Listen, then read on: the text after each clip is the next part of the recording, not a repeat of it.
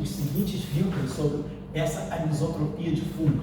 Nós tínhamos que o rotacional de psi é zero e tínhamos que a derivada temporal do psi mais, né, o gradiente do que também é igual a essas duas condições aqui, elas não são condições ad hoc, elas são condições decorrentes da conservação da equação de continuidade da casa ou para assegurar a simetria de Gauge, né? Quer dizer,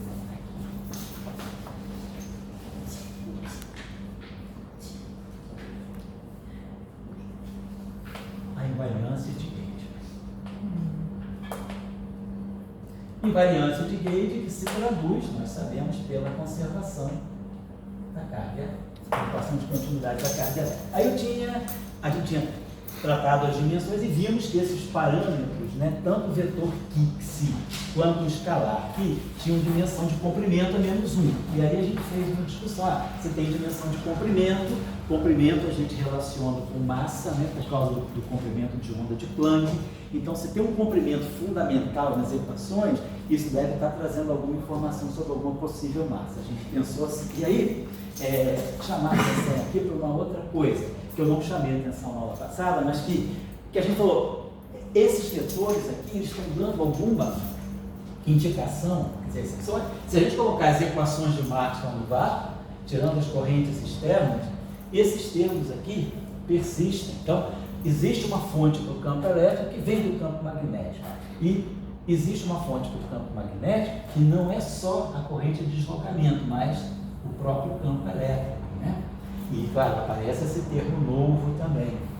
Então, a pergunta é, como que eu posso pensar que esse vácuo, né, apesar de ser vácuo, se eu tirar as cargas externas, né, as cargas das correntes, ele está trazendo alguma propriedade nova. Então, vamos fazer o seguinte experimento, uma coisa muito simples. Vamos pegar aquela primeira equação, vamos escrever assim, divergência do campo elétrico.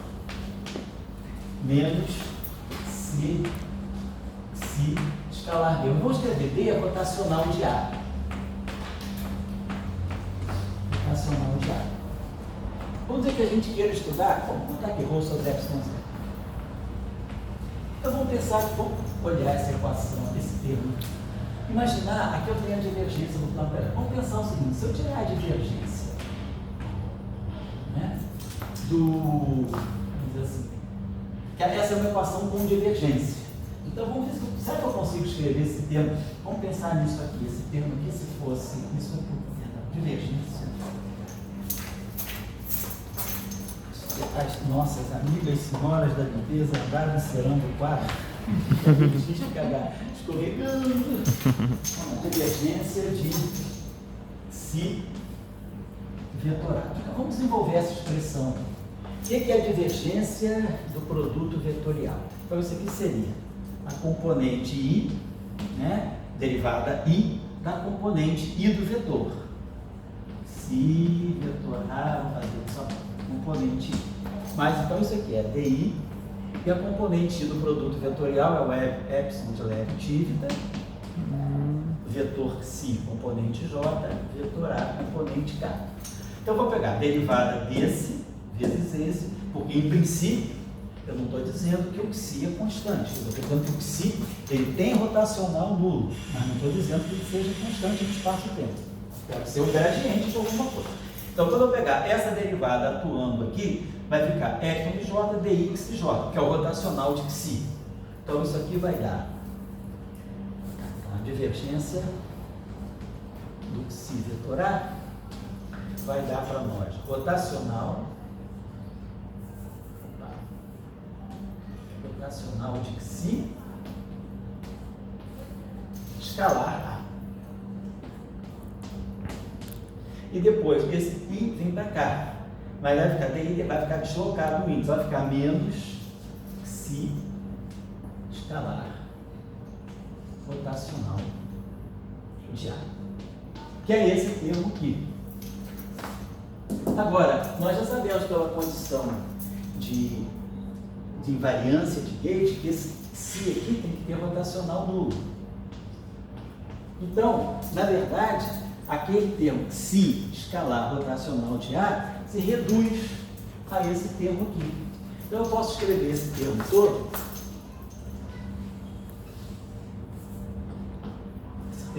englobando esse sinal menos daqui, com esse menos daqui, né? Quero esse termo aqui, né? Então, esse termo aqui é igual a menos isso. Então, com esse menos aqui fica mais, então eu posso escrever esse termo aqui como sendo mais C divergência de si vetorial A. Então, essa equação ela pode ser escrita como uma divergência. Eu posso fatorar tudo sob a ação de uma divergência. Ela fica a divergência do campo elétrico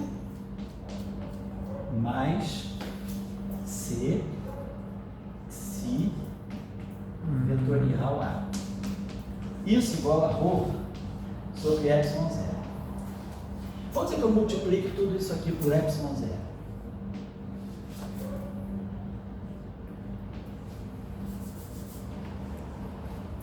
Ó, estão lembrados? Quando a gente tem um meio material, a gente pode passar do campo elétrico para o vetor de deslocamento elétrico. Né? Quando a gente está no meio material, a gente pode escrever divergência de D igual a ρ, onde D é epsilon zero, mais um vetor de polarização. Você deve estar lembrados disso, né? Eletrostática ou eletrodinâmica em meios materiais.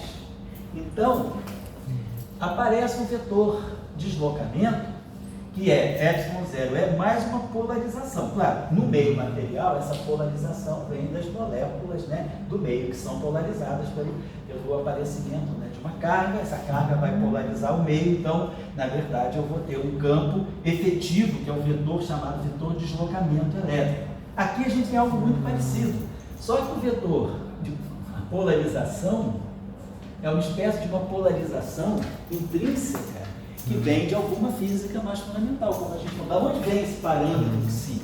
Nós temos, por exemplo, uma origem que foi estudada no final da década de 80 e que essa contribuição para a eletrodinâmica, que nós chamamos de eletrodinâmica de Kerr-Field Jacquier, ou eletrodinâmica axiônica, né? Tinha até colocado na aula passada, Kerr-Field Jacquier, foi demonstrado por dois autores, né? Teu amigo aí lá do grupo onde você caiu, Kosteletsky, né? Alan Kosteletsky e Samuel, mostraram que essa eletrodinâmica ela pode vir de uma teoria de cordas. Então, onde esse fundo vetorial e esse fundo escalar pode ter uma origem numa física mais fundamental. Então, a gente está vendo que outra coisa para fortalecer a nossa argumentação de que esse vácuo é um vácuo. Porque é difícil para você filmar eu andando muito, né? Não, fica à vontade. Fica à vontade. Então, desculpa comigo não. Não, eu fico aqui porque eu facilita para você e o pessoal que não vem pode ter aula filmada. Então a gente está vendo que é como se esse vetor ele está refletindo um aspecto de uma polarização, mas uma polarização não material, uma polarização que vem de uma física mais fundamental. Então a gente consegue escrever, vocês lembram que as equações no meio material, elas assumem essa forma, divergência de D igual a ρ, que é o que está justamente aparecendo aqui. Então a gente definiu esse campo D, então isso aqui, vou colocar aqui, então, isso tudo aqui nos dá um vetor de deslocamento, que é epsilon zero mais epsilon zero C, né? Si vetorial A. Agora, a outra equação é a equação que dá aquele vetor H, que é aquela chamada intensidade magnética, né? A equação que nós temos em geral, que é rotacional, é a mesma coisa aqui no vácuo. Rotacional de B, né, igual a, por exemplo, 0J. A gente traz esse zero aqui para baixo e define B sobre M0 dá aquele vetor H. E um é vetor fluxo magnético, o outro é vetor intensidade de campo magnético. Agora aqui eu tenho esse termo extra nessa equação aqui. E tenho, aqui teria que aparecer, quer dizer, se a coisa ficar correta, deveria ter rotacional de H igual a 1 sobre C2, né? Geralmente a gente escreve assim, 1 sobre C ao quadrado derivada temporal de D mais J, onde esse H é B sobre μ0 mais o vetor de magnetização. Então vamos ver se a gente consegue escrever essa equação sob essa forma, onde aparece o vetor de deslocamento elétrico, que nós acabamos de definir, que é esse aqui, e a gente gera um vetor, que é a partir do fluxo magnético, a gente vai ter então, um vetor, o campo magnético, a gente gera aquele vetor intensidade H. Então vamos ver o que a gente pode trabalhar. Quer dizer, eu estou fazendo isso só para motivar, porque às vezes a gente pega um conjunto de equações, sim, motivar que a gente, a partir daquelas equações, pode tirar muitas informações antes de resolver o problema, né? Então, vamos lá, vamos ver, rotacional de B. Então, eu tenho que ver, quero chegar a um rotacional de H. Então, o B já está aqui. B, posso dividir aquela equação por μ0, né? Por esse μ0, e depois a gente já vai ter. Agora, vamos ver aqui, menos que rotacional de A, B rotacional de A, porque a ideia é colocar tudo dentro do rotacional, que essa equação, né, ficaria rotacional de H, então eu preciso produzir um rotacional de H a partir do rotacional de B. Então vamos colocar o rotacional aqui, I mais 1 sobre Xi, 1 sobre C, 1 sobre C, Xi, vetorial é campo elétrico menos gradiente de φ menos derivada temporal do A. Isso igual a 1 sobre C2, botar assim 1 sobre C2, desculpa, acho que eu pesquisei. O professor de eletromagnetismo botando 1 sobre 0, 0 sobre 0. Aqui, perdão. É 1 sobre C2, né? Então está errado aqui. Vou consertar isso aqui. 1 0 é 1 sobre C2, derivada temporal do E. Mas vamos já substituir quem é o nosso E. O nosso E seria B sobre ε0, que é o nosso campo elétrico, menos C, Xi, vetorial, mais, né, μ0J. Então, eu só estou fazendo essa substituição porque eu já sei que eu quero colocar essa equação com a derivada temporal do deslocamento elétrico. Mas eu já defini o deslocamento elétrico a partir do campo elétrico dessa forma, então já vou com essa cabeça de substituir esse campo elétrico pelo D, que nós acabamos de definir. Então aqui fica menos 1 sobre C, Xi, dAdt. Esse termo que está aqui é igual a esse termo que está aqui. Os dois aparecem com sinal menos. Então, por isso, esse termo aqui já vai embora. Isso? E aqui eu tenho Xi vetorial, quer dizer, está com sinal menos, mas gradiente de φ. Será que eu consigo escrever algum rotacional a partir daqui? Quer dizer, vamos ver o que seria, porque tudo isso aqui me sugere que eu deveria ter aqui o rotacional de um φ Xi. Eu tenho que produzir um rotacional. E o que eu tenho à disposição é o escalar, o potencial escalar φ e o vetor Xi. Então eu vou tentar ver esse rotacional. Então, o rotacional de um escalar vezes um vetor, mesma coisa. Vai ser epsilon i jk, derivada componente j do vetor componente k, φ componente k. Então, quando essa derivada bater aqui, ela vai produzir um gradiente de φ. Então, vai produzir um gradiente de φ vetorial Xi. E depois o outro termo, vai ficar o jk aqui, vai ficar mais φ rotacional do Xi. De novo, a gente vai invocar essa condição ser nula por causa da conservação da carga. E aí aquele termo que aparentemente quer dizer, é simplesmente um Xi vetorial gradiente de φ, ele acaba sendo rotacional de φ Xi. Então eu posso escrever esse termo. Eu posso escrever. Então a gente já vai poder coletar. Só que aqui, claro, está com sinal menos, né? Então aqui vai aparecer esse termo todo aqui. Ele está com sinal menos, não é isso? Então ele vai ficar menos rotacional de 1 sobre C, φ. Isso? Aqui ficou si. Aliás, aqui está trocado. Então, aqui está trocado. Então, aqui, desculpa, aqui é menos, né? Isso aqui é menos si vetorial gradiente de φ. Então, o si gradiente de φ é menos esse rotacional. Então, vai dar um sinal mais no final do dia. Está certa a compensação? Porque é isso aqui, né? Eu quero ficar igual a isso aqui. Então, isso aqui é menos isso. Então, eu vou colocar aqui, né, vai ter um sinal mais. E aí eu consigo colocar essa equação sob a forma também de um puro rotacional. Rotacional de H. Então, eu incorporei tudo isso aqui, né? Eu incorporei esse termo. E esse termo aqui, aqui, peraí, só uma coisinha. Aqui tem um que, aqui está faltando. Eu trabalhei esse termo aqui. Então, vamos mexer nesse termo aqui. Porque esse termo que eu acho que eu não tinha feito ainda, né? Porque aqui eu também já tenho, mas o que, eu não posso jogar o que aqui para dentro, porque o que pode depender. Então eu estou falando aqui do rotacional.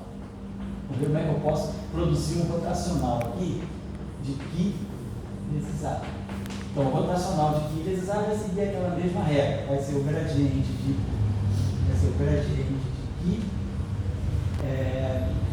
vetorial A mais o π rotacional de A. Isso? E rotacional de A é o P, né? Então, esse aqui é o termo que nós tínhamos aqui, que a gente acabou escrevendo isso aqui. Então, rotacional de que é gradiente de que. Sabe, então, aqui eu tinha esse ADT aqui, cancelou aqui com aquele ali, então eu vou ter que sobrou essa tremose. Eu posso escrever que rotacional de A é o rotacional de que A. Isso? Esse aqui, eu tenho esse aqui, rotacional de A, estou precisando desse termo aqui. Então eu coloco tudo dentro do rotacional, né? Mas aí eu tenho que botar isso aqui direito, só para não fazer confusão. Deixa eu apagar isso aqui, eu posso apagar. Então vamos lá, o rotacional de π é igual a gradiente de π vetorial A e mais que rotacional de A. Então, o meu termo, né? O termo que nós estamos procurando é justamente esse aqui. Então, esse termo que eu consigo fazer essa substituição aqui, rotacional de A, rotacional, que eu estou procurando é algo desse tipo aqui, de que A menos o gradiente de π vetorial. Tá certo. Vamos ver aqui, então já substituiu. Aqui eu tinha aqui vetor, ADT, e aqui trouxe. Aqui também eu acho que eu fiz uma besteira. Que eu tenho que ser, talvez ser corrigido, né? Peraí só. Porque quando eu tirar a derivada temporal do D, vamos ver só esse cuidado que eu tenho. Quando eu tirar a derivada temporal do D, isso aqui vai ser ε0 derivada temporal do campo elétrico, certo? Mais ε0 C. Agora eu posso tirar a derivada temporal do psi, não estou dizendo que o psi é constante, vetorial A mais psi vetorial derivada temporal do A. Então, quando eu substituir, dá licença que eu vou fazer uma correção aqui, tá? Está assistindo a aula aqui, tudo bem, mas se está na gravação, presta atenção que eu vou ter que fazer uma correção aqui. Onde eu tinha DEDT, tinha isso aqui. Eu tenho que substituir, eu vou botar o D, mas aí eu não vou poder colocar, quer dizer, derivada temporal direta. Quer dizer, quando eu substituí, eu fiz o seguinte, dentro da derivada temporal, eu já fui dizendo Quer dizer, eu tinha a derivada temporal do campo elétrico, mas a derivada temporal do campo elétrico é a derivada temporal do D. Vamos colocar aqui. A derivada temporal eu tinha, o que é? 1 sobre C, é zero epsilon zero.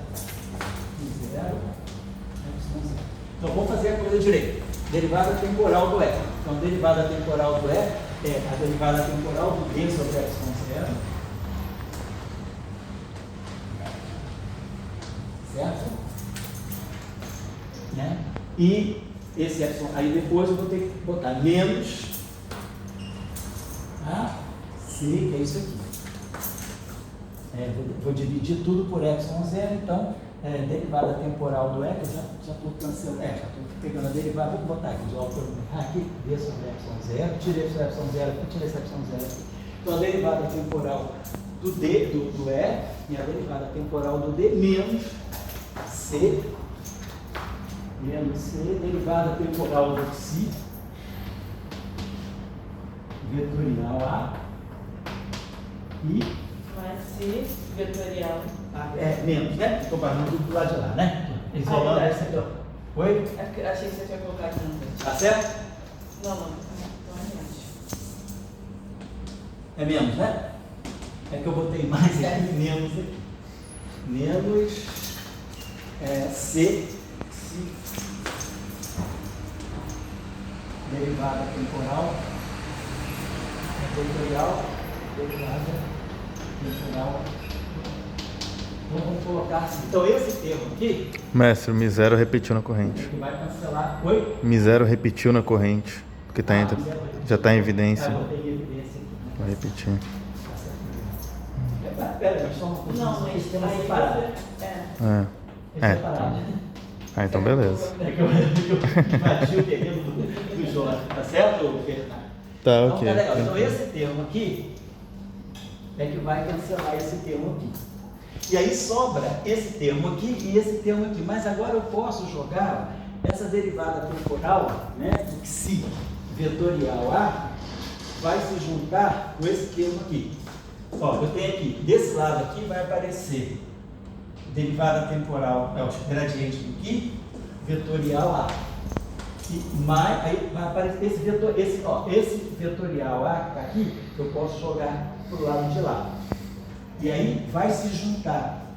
Quem vai fatorar o A vai ser gradiente de Qi mais a derivada temporal do Xi. Mas aí ele envolve essa relação aqui. Então, esse termo aqui, que tem esse A aqui, que tem vetorial A, e esse termo aqui, que tem vetorial A, vamos botar aqui, esse termo aqui, que tem vetorial A, esses dois termos aqui estão surgindo daqui. Qi rotacional de A. Qi rotacional de A, vou escrever aqui, vai ser rotacional do Qi A menos gradiente de Qi vetorial A. Estou substituindo isso aqui pela relação completa. Agora, esse termo aqui vai cancelar com esse termo aqui, porque esse termo aqui eu vou conduzir, esse termo vai ficar com o sinal mais, então vai ficar mais gradiente de Qi vetorial A. E esse termo vai para o lado de lá também, porque esse termo aqui vai para o lado de lá, com mais, aí tem um C aqui, né? Tem os bizeros epsilon zero, aqui é que eu dividi, aqui eu não dividi nada do bizero não, né? Aqui, esse termo aqui vem daqui, do Qi D, né? Então tá, eu botei esse termo aqui vem com gradiente de Qi vetorial A.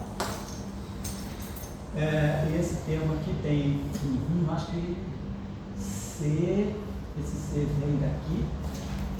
Eu tenho uma constante aqui que deve estar atrapalhando a vida da gente, mas tudo bem. Eu não esqueci, C, tá certo aqui. Bom, deveria acontecer. Em algum momento eu posso ter perdido alguma constante, mas esse termo aqui que vai ser Mi0, ficaria Mi0, epsilon 0, C, derivada temporal do Xi vetorial A, vai se juntar com esse termo aqui que dá um vetorial A. Então vai ficar o gradiente de Qi, né? O que é interessante é que a constante tinha que aparecer mesmo. Não sei se vamos ver onde é que eu posso estar comendo. Pode falar. Quando você substitui o campo elétrico com O menos o potencial, né? Aqui, menos gradiente de φ, né? Isso, aí tem que ser ia sobre C. Foi, aqui é gradiente de φ menos dAdt. Isso, mas sobre C, esse último termo. Não, o sistema de unidades que a gente está usando, não, porque você está usando 1 sobre C dt, né? Porque o sistema de unidades que a gente está usando, o internacional, o campo elétrico é menos gradiente de φ, menos dAdt direto. Não tem 1 sobre C, não. 1 sobre C eu acho que é no sistema gaussiano. Certo. Então isso aqui está ok. Então só ver se eu... Então, você vai Vamos ver. Então a gente está com esse termo aqui. Esse aqui a gente substituiu aqui. Esse termo aqui não deu problema para a gente. O termo que está dando problema para a gente é esse aqui, menos I rotacional de ar, né? Que é o D rotacional de ar. Tá certo? Aí eu escrevo esse termo aqui dessa forma aqui. Aí desse lado de cá, nós temos I0, ε0, tá? Isso. I0, ε0, que é 1 sobre C ao quadrado, derivada temporal. Então a gente já definiu, né, o nosso campo elétrico, o nosso vetor de deslocamento elétrico, dessa forma aqui. Né? A gente jogou tudo para cá. Então, quer dizer, o meu, quando eu tirar o meu campo, a derivada temporal do D, vai ser ε0, mas acho que eu estou usando aqui, que esse aqui tem, eu dividi tudo por ε0, dividi tudo por ε0, tá certo? E aqui ficou C, tá certo? Vou tentar de novo, então. Então ficou C. Porque eu dividi tudo por ε0, tá, aí ddt de xi vetorial A mais xi vetorial ddt de A.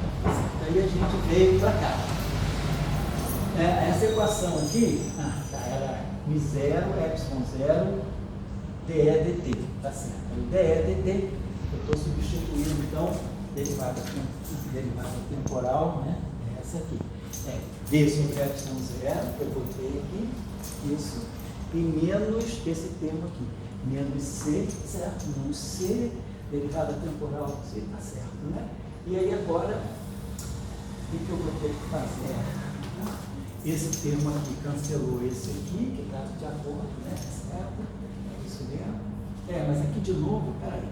Estou vendo que tem que saber o que é o problema, talvez seja um problema de unidade da nossa equação, porque aqui estaria aparecendo a mesma coisa, ó, C derivada temporal de A. Mas aqui esse C está junto com esse zero sobre ε0, né? Que é 1 sobre C2. 1 sobre C2. Eu acho que é isso, né? 1 sobre C2. Então esse 1 sobre C2 com esse C dá 1 sobre C que cancela esse termo, como deveria cancelar. E esse termo aqui está ficando menos 1 sobre C, né? Tá certo, esse termo que está dando menos 1 sobre C e teria que marcar esse termo aqui, tá certo? Tem um fator C aí que não está muito legal. Eu botei 1 sobre C2 em evidência, né? Tá certo? Então, μ0 ε0 é 1 sobre C ao quadrado. Então, ficaria derivada temporal xi vetorial A. Será que está faltando alguma? Será que não? Quer dizer, na aula, o nosso sistema de equações parece que está tudo certinho. É C, xi e aqui é xi sobre C. A gente viu as dimensões, isso aqui é 1 sobre metro, isso aqui é 1 sobre complemento, 1 sobre complemento, está tudo certinho. Tá, aqui está ok, é 1 sobre C ao quadrado, LD, coeficiente, né? Tá certo? Isso. Tá só faltando que uma coisa que ele todo aqui. Pode falar. É porque aquela derivada de xi em relação ao tempo, ali, Derivada de variância, é 1 sobre C. Aonde? Na Aí tem definição. variância de gauge. Aqui. 1 sobre C. É aqui? Justamente aí. Não, no do outro lado. Aqui. Aí. A gente derivou isso na aula passada, então é 1 sobre C. 1 sobre C. Então aí fecha tudo, né? Mestre, Aí, 1 sobre C. Tá certo. só Aí, pensar na forma covariante, né? Isso, Falta o C para a forma exatamente, covariante. a forma covariante a gente veria direto. Obrigado pela correção, Gustavo, pelo ajuste aí. Então esse termo aqui realmente cancela esse termo aqui, que aí forma a equação a equação auxiliar para dar a conservação da carga. Então a gente consegue colocar tudo sob uma forma unificada. Quer dizer, a gente consegue juntar todos esses, a rotacional, vamos botar aqui a rotacional, aí a gente já pode agora, né, tem aqui o rotacional de B. Aqui então ficou menos rotacional de QA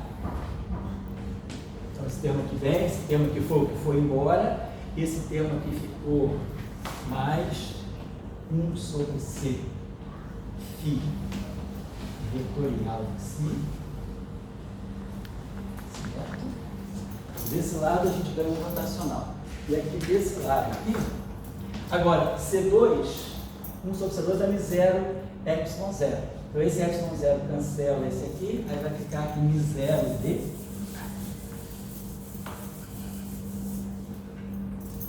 zero, derivada temporal do B. Tá, Paulo, disso aqui. Isso aqui é μ0, ε0, cancela. E esse 1 sobre C2 aqui vai ficar, volta aqui dentro também, né? Ficou. Ah, esse termo aqui cancelou. Então foi embora. E aí, claro, mais um μ0J. Esse termo aqui cancelou, por isso que ele está sublinhado. E aí mais um μ0J. Então, isso aqui me dá o H. Isso aqui está me dando, quer dizer, vamos dividir tudo por μ0. Então, B sobre μ0, aqui sobre μ0, aqui μ0C. E aí a gente define esse H, e aí a gente fica com as equações, aquilo que a gente chama de equações constitutivas, né? Quando tem meio material. Então, por que eu fiz essa brincadeirinha, só que eu poderia ter feito a outra vez? Também para a gente se convencer, né, compreender que esses termos extras aqui, eles estão dando alguma propriedade material ao vácuo. Ou seja, se eu estiver trabalhando sem carga, sem corrente, estou no vácuo, esses termos existem. Então, o vácuo não é o vácuo tradicional, né? É o vácuo, vamos dizer, o vácuo quântico de Dirac, só que, nesse caso, essas contribuições ao vácuo não estão vindo de pares virtuais de elétrons e pósitrons, né? Como é o caso do vácuo da eletrodinâmica quântica, mas é um vácuo, é uma contribuição extra ao vácuo que vem de propriedades intrínsecas de alguma física que está me mandando esse mensageiro, psi e esse Ki. São dois mensageiros de alguma física. Pode ser, vamos dizer, pode ser um efeito pequeno de alguma física mais fundamental. Poderia ser, o Gustavo está até estudando, contribuição da loop quanto gravity, por exemplo, poderia ser contribuição das cordas, nesse caso, ou poderia ser contribuição de alguma emissão, né? Algum mensageiro de uma supersimetria que chega nas equações de Marx. Então, isso eu estou querendo chamar a atenção de vocês, que essas eletrodinâmicas, né? Depois nós vamos ver no caso das eletrodinâmicas não lineares, como vão aparecer também, devido à não linearidade do eletromagnetismo, que vai aparecer sob certas condições, nós vamos começar a ver novos vetores de polarização e de magnetização. Aqui está uma magnetização e aqui está uma polarização, que não são materiais, mas são propriedades de uma física mais fundamental. Só para vocês lembrarem, quando a gente pega, vamos pegar as constantes, né, fundamentais, né, quando a gente fala de eletromagnetismo, a gente fala portador fundamental de carga e a carga é. Cara, o vídeo de vocês é muito bom, mas hoje com um quadro encerado, ele não é poroso, ele escorrega. Ah, tá. Para quem está assistindo a aula gravada pode ficar difícil. Não, tá bom. Vou pegar carga fundamental, carga do elétron, né? Carga do pósitron, 1,6 vezes 10 a menos 19 por. O portador da carga fundamental é o elétron e é o pósitron, tem massa e é. Eu estou falando de fenômeno eletromagnético, então a velocidade da luz deve estar envolvida, verdade própria, que caracteriza a relatividade e a propagação de sinais eletromagnéticos. E mecânica quântica me dá o H cortado. E aí a gente vê que essas constantes aqui, cálculozinho simples, né, pegando as tabelinhas, massa do elétron ao quadrado, vezes C ao quadrado, dividido por H cortado, isso aqui me dá uma dimensão de Tesla.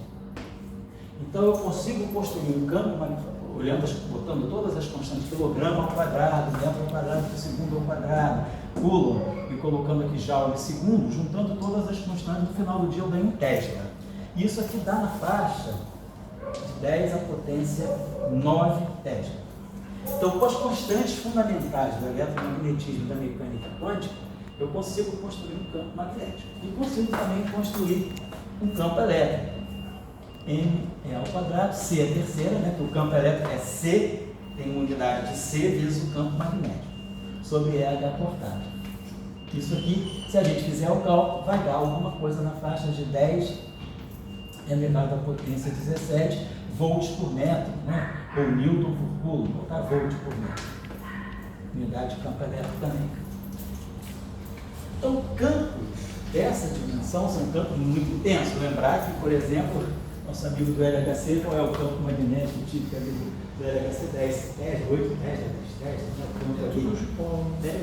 10, do feixe, né? O campo que mantém o feixe. Né? Depois, claro, tem campos magnéticos produzidos muito intensos quando a gente tem aquelas correntes, né? De íons pesados, de chumbo, hélice, na colaboração hélice, eu posso ter campos magnéticos muito intensos, mas esse campo aqui é bastante intenso. É o campo típico de uma estrutura astrofísica magnetizada, como, por exemplo, uma estrela de nêutrons, um magnetar, são campos nessa 10 a 9, até 10 a 12 teslas, são campos super, super intensos. Lembrar que os campos galácticos são muito baixos, né? O campo magnético da Terra é cerca de 0,25 Gauss. O Gauss é 10 a menos 4 teslas. Os campos magnéticos das galáxias, porque, claro, as galáxias são grande construção de estrelas, uma grande constituição. Então os campos magnéticos são todos, é vetorial, né? Então no final do dia o campo magnético é muito baixo, os campos magnéticos galácticos são na faixa de micro Tesla, nano Tesla, 10 a menos 5 Tesla. Agora, mas o campo magnético de uma estrutura isolada, de uma superestrela de nêutron, de um magnetar, de uma supernova, são campos nessa faixa, 10 a 12, 10 a 13 Tesla. Então é um campo magnético muito intenso. E esse aqui também é um campo elétrico muito intenso. E aí a questão é, se nós estamos trabalhando com campos elétricos e magnéticos nessa faixa de... Esses são chamados campos críticos de Schrödinger.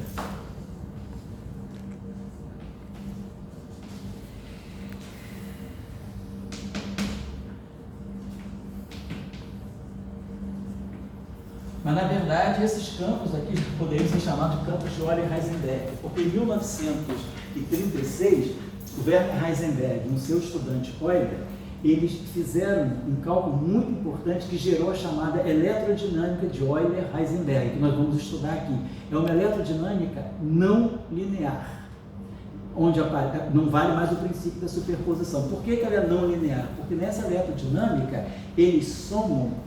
É como se eles falassem assim, vamos estudar o efeito do vácuo clássico, o vácuo tradicional grego, não é o vácuo quântico. Então, Dirac, quando ele introduz, em 1929, o artigo que lança a ideia do vácuo quântico, que é vamos dizer, um plasma de partículas e antipartículas virtuais. Aí vamos com calma. Dirac só previu a antimatéria em 1931. Em 1928, ele fez a equação de Dirac e chegou à conclusão da existência de objetos com energia negativa.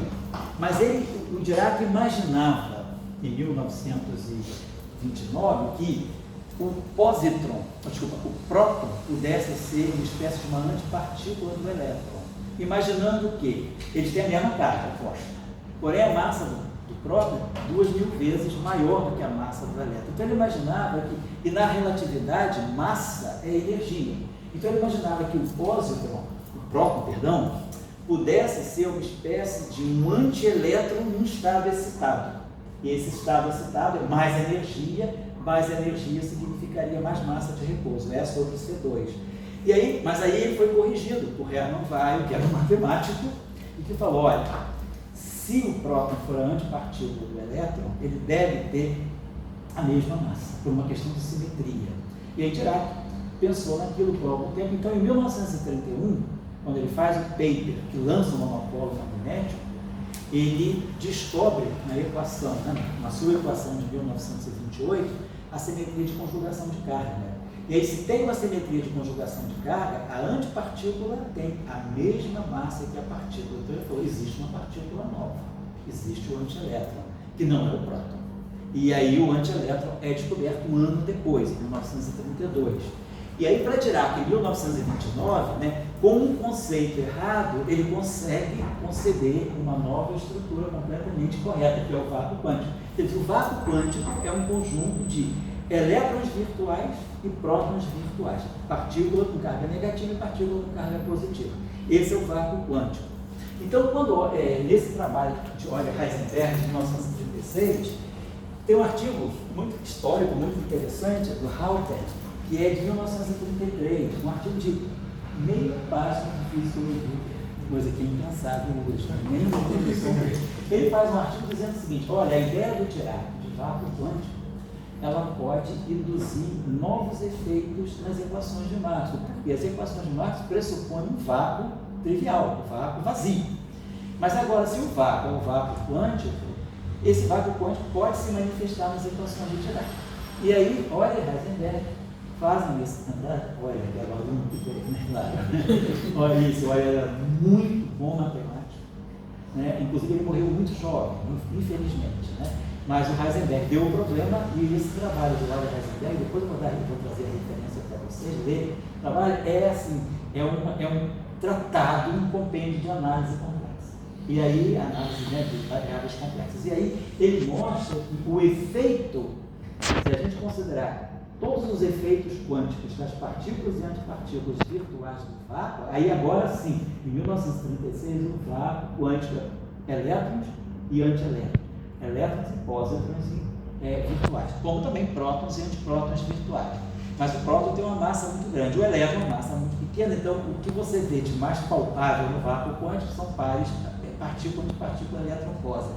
E aí eles somam os efeitos quânticos e aí gera nas equações do Maxwell termos altamente não lineares, potências cúbicas do campo elétrico, potências cúbicas do campo magnético. É como se fosse assim, a equação de Gauss, ela fica preenchida dessa forma: divergência, algo assim, vou depois precisar melhor nas nossas aulas, divergência do campo elétrico, mais alguma coisa aqui, um parâmetro, vamos dizer assim, um parâmetro A, que tem campo elétrico ao quadrado, é escalar é, vetor é, mais um B, B ao quadrado é.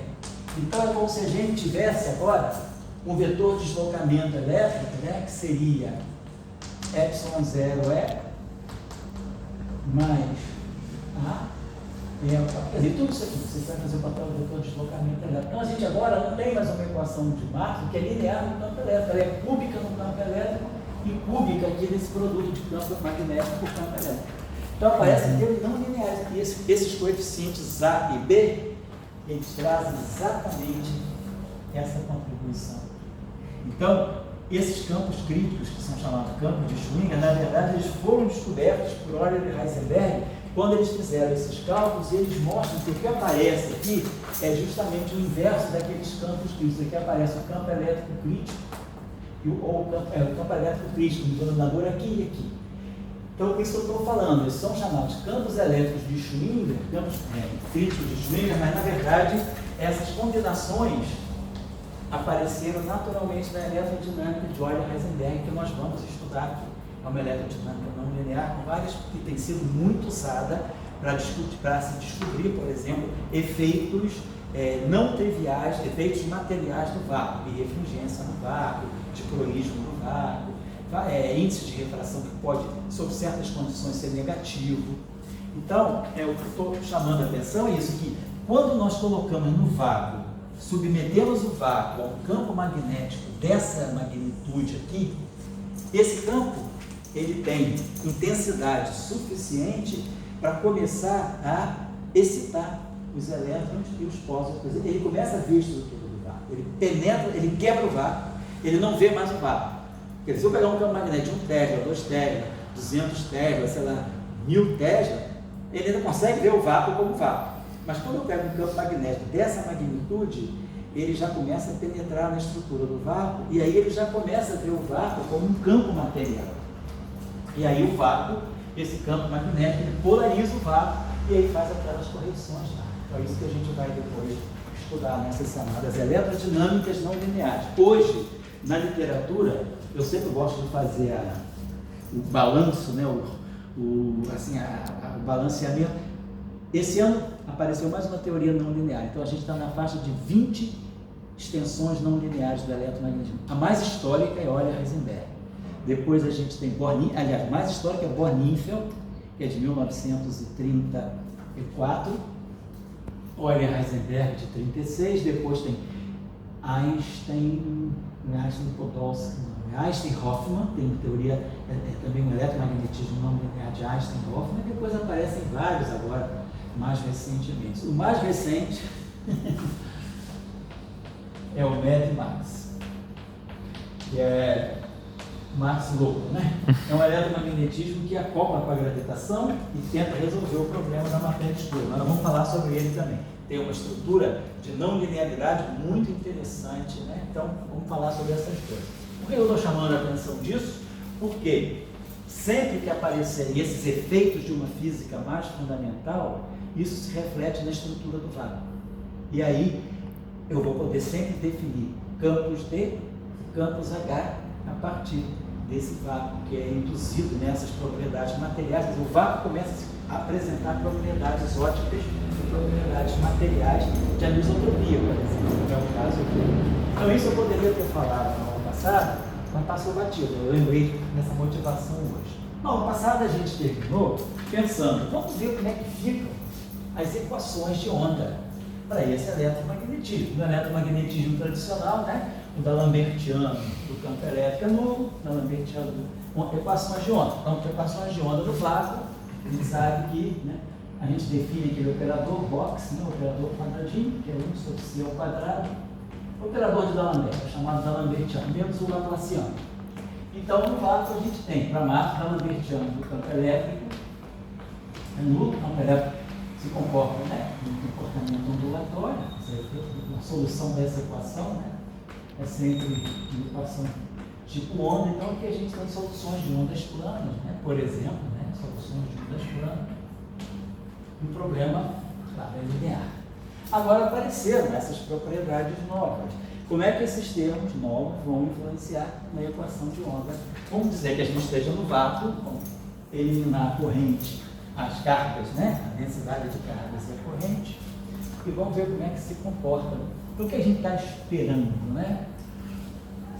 Está esperando que esse meio, imaginar que esses vetores externos, vamos pensar o seguinte: se eles são constantes no tempo e são homogêneos no espaço, constante no tempo significa frequência zero, homogêneo no espaço significa momento zero, né? Quer dizer, ddt igual a zero no espaço de Fourier, ddt em ômega, frequência.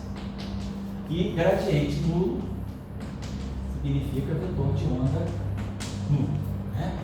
Então,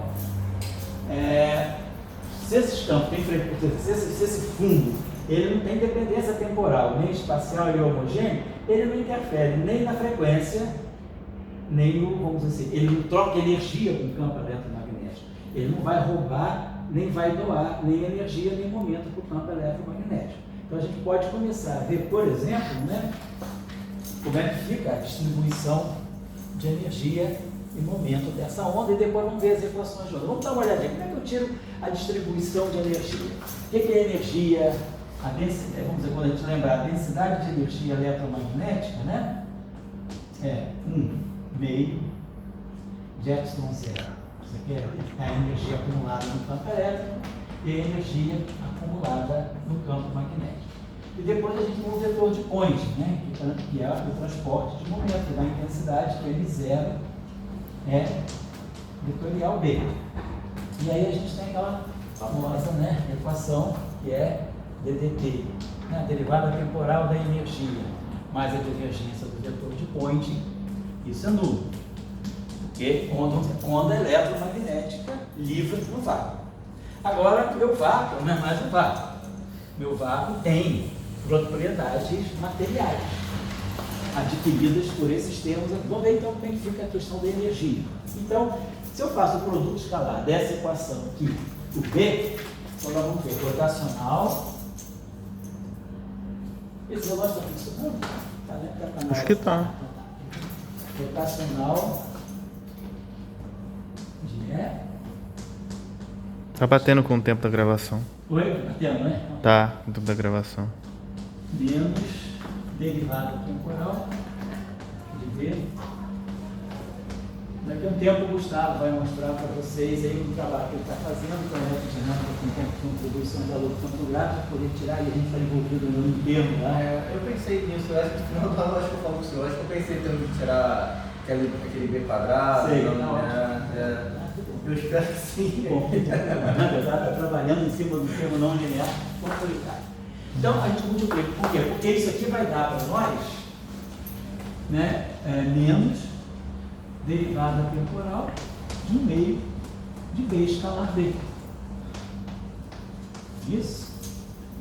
Então, isso aqui já está dando alguma coisa, algum sentido de energia. Depois é só dividir por μ0, né? Dividir essa equação por μ0, eu já ganho uma densidade de energia. E aqui eu vou multiplicar essa equação escalarmente por E. Então vai ficar rotacional de B escalar campo elétrico menos I B escalar E mais 1 sobre C. Agora, quando eu multiplicar escalarmente por E, esse termo aqui, o campo elétrico, produto vetorial, é ortogonal aos vetores que compõem o produto vetorial. Então, se vetorial é escalar é zero, então esse termo desaparece, por causa da ortogonalidade do vetor ao seu produto vetorial. Então, ficamos com esse termo aqui, e depois do lado direito, 1 sobre C ao quadrado, que eu vou poder já escrever assim, 1 sobre C ao quadrado, derivada temporal de E meio de E escalar E. E esse termo aqui, quando eu multiplicar escalarmente por E. Esse termo que eu estou tirando fora, porque eu não estou supondo que não há. Bom, vamos botar ele aqui. Vou botar o termo que vai dar o efeito, o famoso efeito Joule, né? É o termo de interação do campo elétrico com a corrente, né? Corrente de externa. Então tá lá. Pegamos a equação de Faraday-Lenz e a equação de Ampère-Maxwell. Aqui, eu produzi.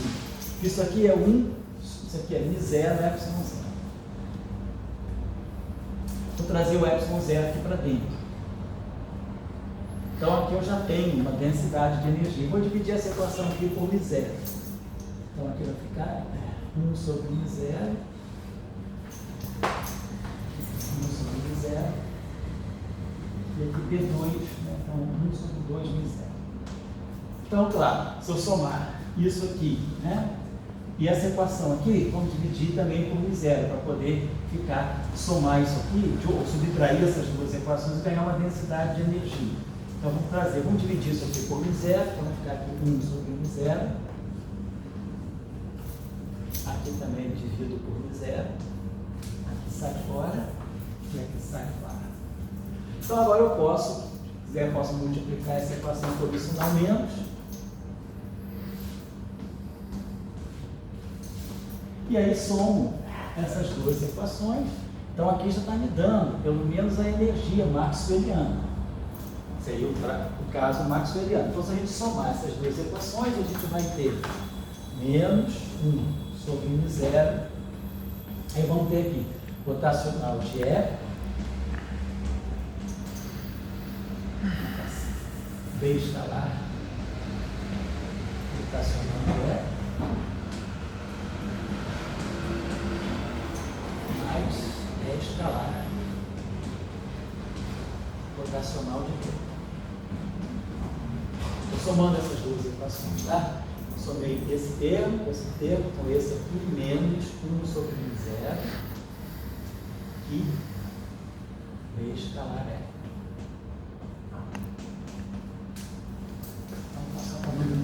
Isso aqui está fora de cogitação, porque eu isso aqui, na verdade. Então, somei o lado esquerdo de lá, esses dois termos, com esse termo aqui. Do lado direito de cá, eu vou ter derivada temporal daquilo que já tem um pedaço que deve ser energia, mas talvez esses termos, aparentemente, sim, estranho, pode ser que eles tenham contribuição para a energia. É, ficar 1 meio de ε0 ao quadrado, mais d2 μ0 mais J escalar. No caso de Maxwell, a gente não tem esse termo aqui, né? E ficamos só com esse termo aqui, que é daqui que sai o vetor de point, né? Que na verdade não é μ0, isso aqui deve ser 1 sobre μ0, é vetorial B, vamos tirar daqui, e aqui teria a densidade de energia, e aqui o dispêndio de energia, a troca de energia do campo elétrico e a corrente. Se eu tiver no vácuo, esse termo é zero, e aí a gente ganha uma equação de continuidade. Porque isso aqui eu posso escrever, né? Se eu pegar a divergência de E vetorial B, isso dá para nós a divergência.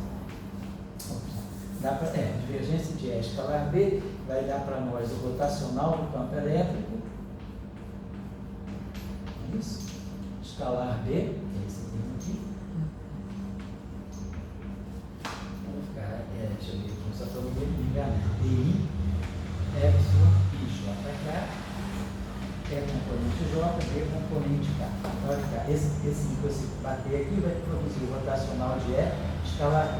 Aí com essa derivada bater aqui, ó, vai estar com o índice trocado, vai ficar menos E, menos rotacional de B escalar E.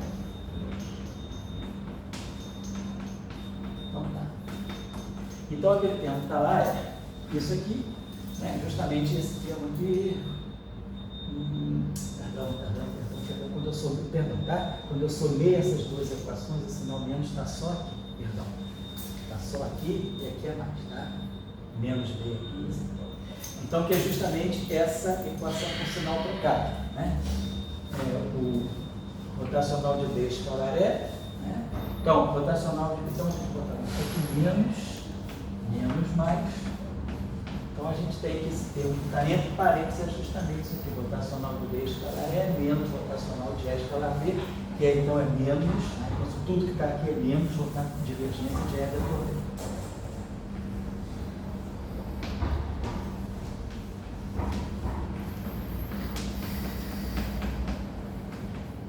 E aí quando a gente joga tudo para um lado só, se eu não tiver esse termo aqui, quando a gente joga tudo, vai botar esse zero aqui. Então quando a gente joga tudo para um lado só, fica a derivada temporal da energia, mais a divergência disso que nós identificamos como vetor de point, né, igual a menos, quer dizer, eu trago tudo para um lado só, então vai ficar, então levo tudo para lá, vai ficar a derivada temporal, isso é máximo, né? No meio de epsilon, estou supondo que isso aqui não tem por enquanto. Epsilon 0 é 2 mais D2 sobre 2 em 0 mais a divergência de E vetorial B sobre 1 em 0, né, que seria esse termo I igual, e esse vai para o lado de lá, esse tem para o lado de cá e esse menos J escalar E. E é a equação típica de continuidade, né, que dá a conservação da energia, a troca de momento carregado pela onda, e se tiver uma corrente externa, isso aqui que a gente associa a uma dissipação da energia devido do campo, devido à presença de uma corrente. Se eu tiver no vácuo, isso é zero, a equação de continuidade sai bonitinho. Só que aqui, quer dizer, a novidade para nós é que esse termo aqui é que está trazendo coisas novas para nós. Então vamos dar uma olhada nesse termo, como é que esse termo vai corrigir eventualmente a energia ou o vetor de ponte. Então vamos atacar isso aqui. Então aqui estava errado. Eu tinha colocado o vetor de ponte, vetorial B sobre o zero.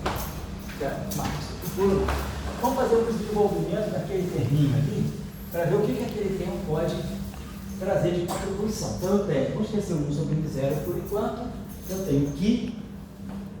Agora, eu preciso jogar, quero trazer esse termo para uma equação de continuidade. Então eu preciso produzir derivada temporal e preciso produzir divergência. O único jeito é substituir os campos pelos potenciais. Então vamos ver que eu tenho o seguinte: I, B rotacional de A, escalar B, né? B escalar E, menos. Depois que se perde sou eu.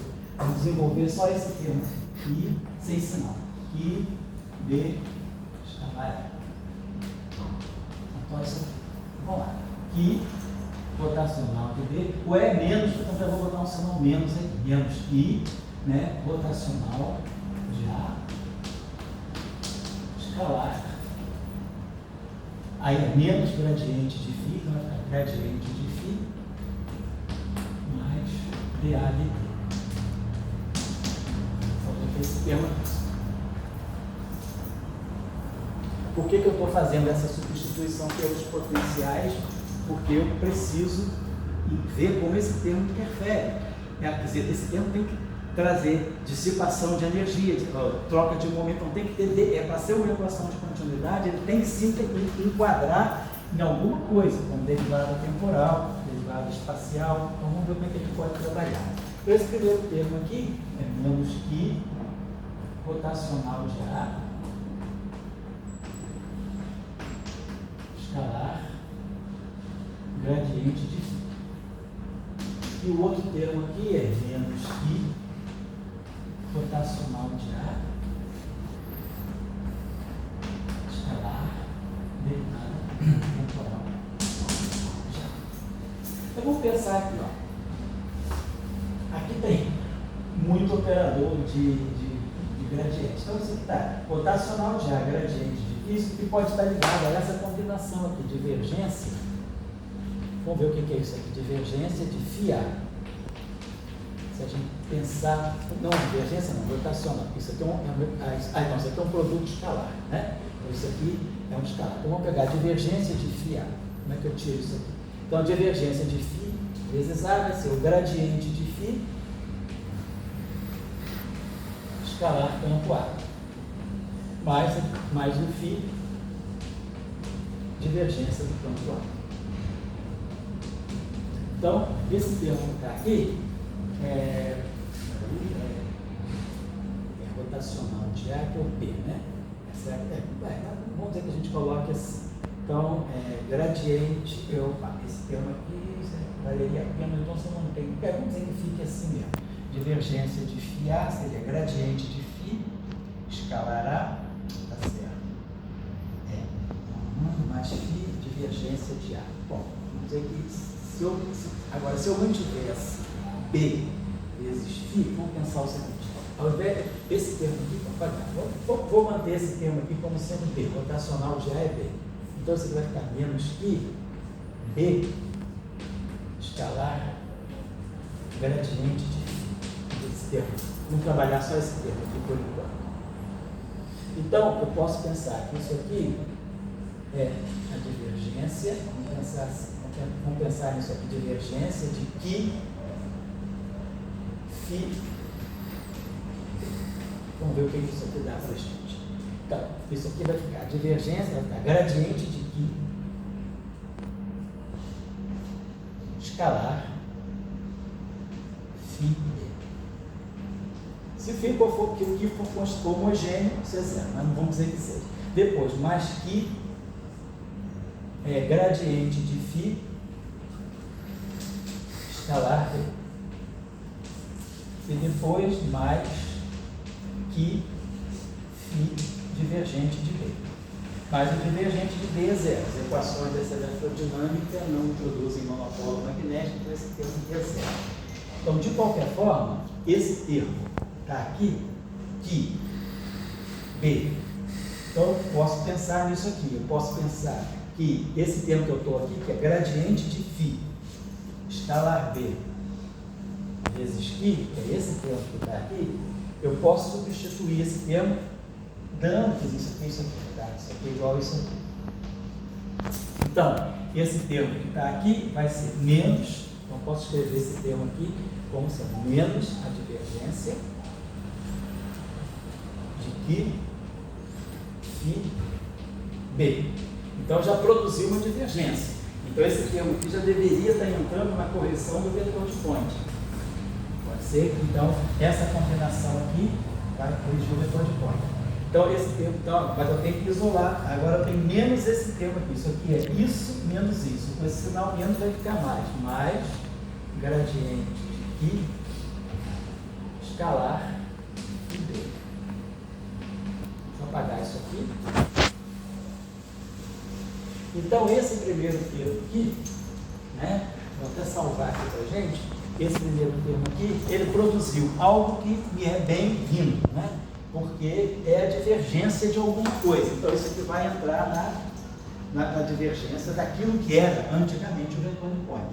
Agora, esse termo aqui é um termo que ele está medindo o quanto o vetor aqui de fundo não é homogêneo. Então, isso está dizendo que esse vetor, se ele tem gradiente, ele troca momento, né? Gradiente é vetor de onda, é momento, é caso, espaço de Fourier.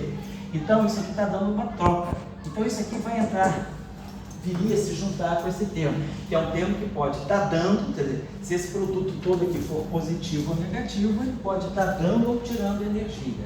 Então, vamos dizer, então esse termo aqui, ele não tem a forma nem de uma divergência, nem de uma derivada temporal, mas ele é um termo bem-vindo, no sentido de que ele vai medir o quanto o campo eletromagnético, representado pelo potencial φ e pelo campo magnético B, está trocando momento, né? Trocando vetor de Poynting com o fundo, se o fundo não for homogêneo. Se o fundo for homogêneo, esse termo é zero. Esse aqui pode sair bonitinho daqui, ou pode ficar aqui, mas ele é uma mera constante, né? Ele é homogêneo, e é constante do espaço, que eu estou dizendo. Então, esse termo aqui corrige o vetor de Poynting. Então, vamos colocar, então eu vou deixar esse termo dessa forma, não posso melhorar ele porque ele já está me dizendo tudo que ele é. Então vamos dizer o seguinte, esse termo aqui, vou botar aqui para não perder, vamos apagar aqui, então esse termo aqui já é isso aqui. Deixa eu fazer assim.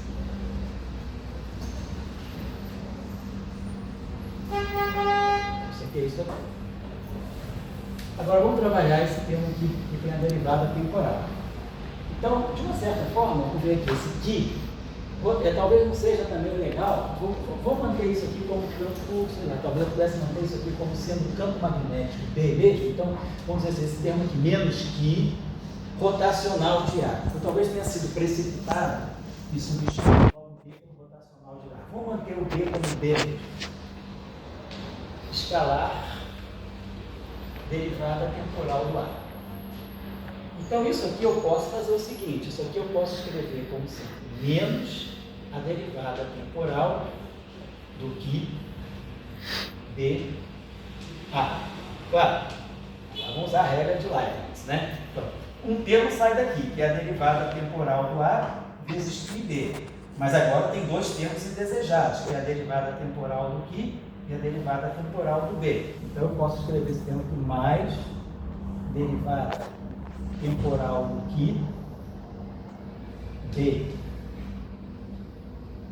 Desculpa, aqui B escalar. Derivada temporal do que B escalar. Deixa eu apagar isso aqui. Eu estou fazendo esse termo aqui todo, né? Que é esse termo que vou lembrar que não se não aumenta. E depois, então, quer dizer, esse termo aqui, se eu jogo tudo dentro da derivada, por que eu estou fazendo isso? Porque eu quero produzir algo que agora possa contribuir para a energia. Então, tem uma derivada temporal aqui, eu faço isso, eu jogo todo mundo dentro da derivada temporal e depois eu vou subtraindo aquilo que me é desnecessário. Esse termo que tem derivada temporal só do ar, mas esse termo que produz derivada temporal desse e desse, então eu tenho que ir agora cancelar. Então, esse menos DDT aqui que vai aparecer aqui vai cancelar com esse, e o outro é mais que derivada temporal do D escalar. Certo? Então, tá legal. Então, esse termo aqui produziu algo que eu quero. Que eu já quero jogar isso para energia. Mas agora eu tenho esse termo aqui, que também eu vou deixar como está, porque esse termo vai medir agora, isso aí é troca de energia, porque derivada temporal do que, se esse fundo que não for constante no tempo, ele está de alguma maneira interferindo na frequência. A derivada temporal do que no espaço de Fourier, isso é o derivado temporalmente multiplicar por ômega. Então, tem uma frequência desse ponto, ele varia no tempo, eu posso fazer análise do Fourier dele, ele está trocando frequência. Então, é um tempo de dissipação, ou ele pode estar dando energia, ou ele pode estar subtraindo. Então, ele vai entrar nessa categoria junto com esse aqui. Nessa categoria. Se o fundo for constante, esse termo é zero e esse termo é zero. Agora eu tenho que dar conta. Esse termo que já ficou bom, está dentro do padrão do que eu espero de uma equação de continuidade, mas agora eu tenho que ver esse terminho aqui. Deixa eu apagar isso aqui, você está sabendo o que é. Então a gente tem que apagar. Vamos olhar esse terminho aqui. Derivada temporal do B é escalar A. Vamos pensar, derivada temporal do B é o rotacional, equações de Faraday-Lenz. Rotacional de B menos, derivada temporal de B menos, rotacional do campo elétrico. Vamos dar aqui, escalar A. Menos rotacional do campo elétrico, escalar A. E aí eu poderia escrever isso aqui da seguinte maneira.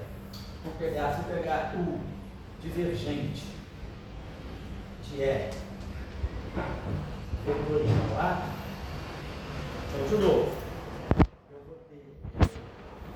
vou produzir o rotacional de E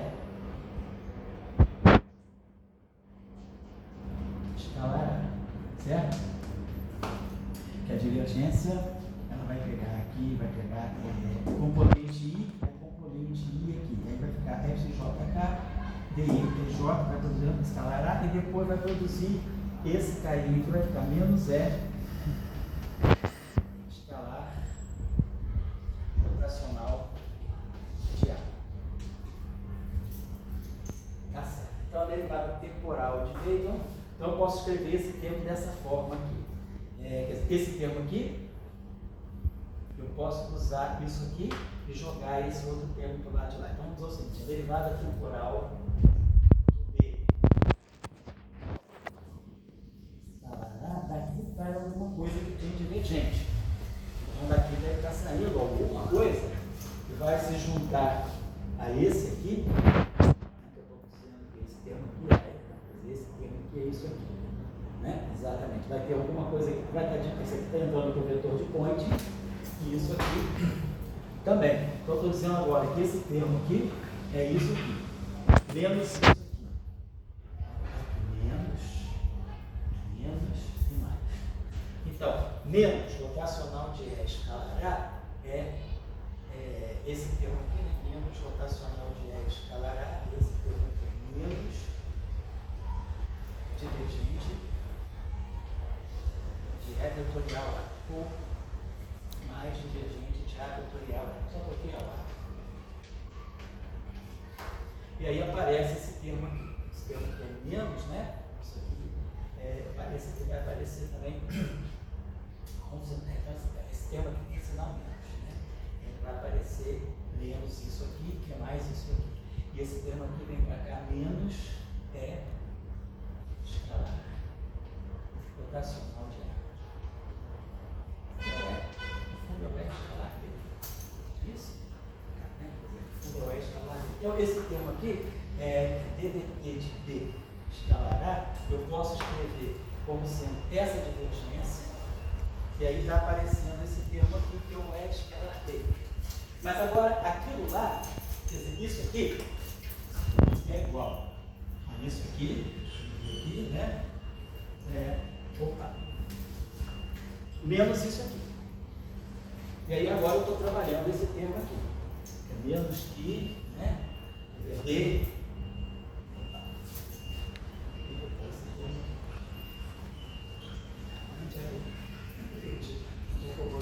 DDT de B escalar A. Esse termo que eu estou mexendo aqui, esse termo aqui. Menos que B, DDT de A, eu escrevi com esse termo aqui, e aí eu precisei desse termo aqui, DDT de B, DDT de B escalar A, tá certo? É esse termo que eu desenvolvi aqui. Então, esse termo que está aqui é isso e isso, né?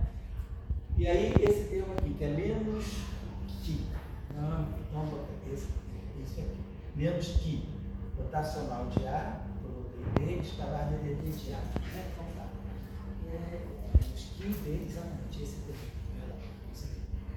Então, esse termo aqui produziu isso e isso aqui.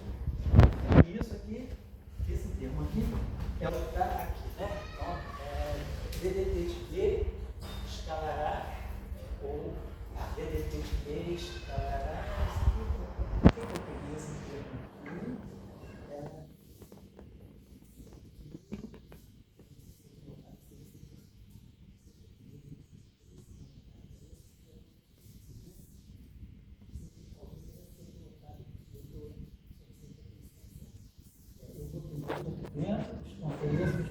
Tem que trabalhar esse termo aqui, DDT de B escalar A, tá certo? Fui trabalhar só esse termo, então eu já deveria ter trazido. Você está trabalhando no último termo? Eu estou pensando isso aqui, ó, DDT de B escalar A, seria isso aqui. Né? Então esse termo aqui, eu botei isso, eu estava precisando desse termo aqui, que era esse aqui, menos que rotacional de A, que é B, DDT de A. Então desenvolvi esse termo aqui, já está prontinho para nós, esse termo aqui que eu estou desenvolvendo. Então apareceu essa derivada temporal, apareceu essa derivada temporal e apareceu esse termo aqui. Né? Eu estou escrevendo, talvez eu pudesse fazer o seguinte aqui. Estou botando, derivada temporal do B é menos rotacional de A, escalar A. Tá certo? Então aqui eu usei Faraday-Lenz.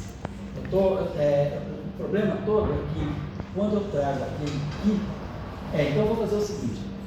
Eu estou fazendo isso aqui vezes isso, que é menos I vezes isso. Então tá legal. Que é então, agora aqui, só que aqui eu tenho, eu vou modificar isso aqui. Então, eu vou incluir esse aqui dentro dessa divergência, é isso que eu vou fazer. Porque aí com isso eu vou gerar um termo que está vindo daqui. Então, só retomando. Estou pegando, porque eu estava desenvolvendo só isso, mas não vale a pena. Eu tenho que desenvolver isso tudo aqui, porque eu tenho que jogar o Qi sempre para dentro ou para fora de uma derivada, porque eu não estou supondo o Qi constante. Então, eu vou fazer isso. Vai ser isso aqui. Então, bagunçar. Só não quero perder o que vocês percam, o fim da meada do que nós estamos fazendo. O que nós estamos fazendo é ver como esse vácuo não trivial ele traz contribuição, quer dizer, se esse vácuo não trivial tem vetores de fundo que não são constantes, como isso vai afetar a troca de energia em momento. Porque depois a gente quer ver a equação de onda. E aí a equação de onda, ela vai estar traduzindo a onda livre se propagando. E aí a gente vai querer ver a discussão da energia. Então vamos lá. Então eu estava fazendo, então aqui eu usei DDT de B, usei Faraday-Lenz, é menos que rotacional de E.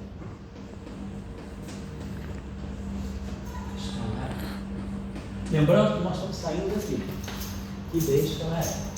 Então, agora aqui, vou desenvolver esse termo. E aí agora eu vou fazer aquela coisa que eu tinha feito antes. Vamos colocar tudo dentro de uma divergência. Então eu vou dizer que isso aqui é menos, é menos divergência do que a escalar E. Não, isso aqui é rotacional de eixos é comum. Então, divergência. Isso, divergência. Vou botar aqui. Então, tá, isso aqui é um rotacional. Isso aqui no final do dia, eu tenho que escrever como um escalar. Então, esse escalar aqui, eu poderia escrever como sendo que A ou E escalará. Vamos ver o que é isso aqui. Então, vamos dizer que eu vou querer colocar dessa forma aqui. Quero produzir uma divergência, eu tenho que produzir um escalar a partir daqui.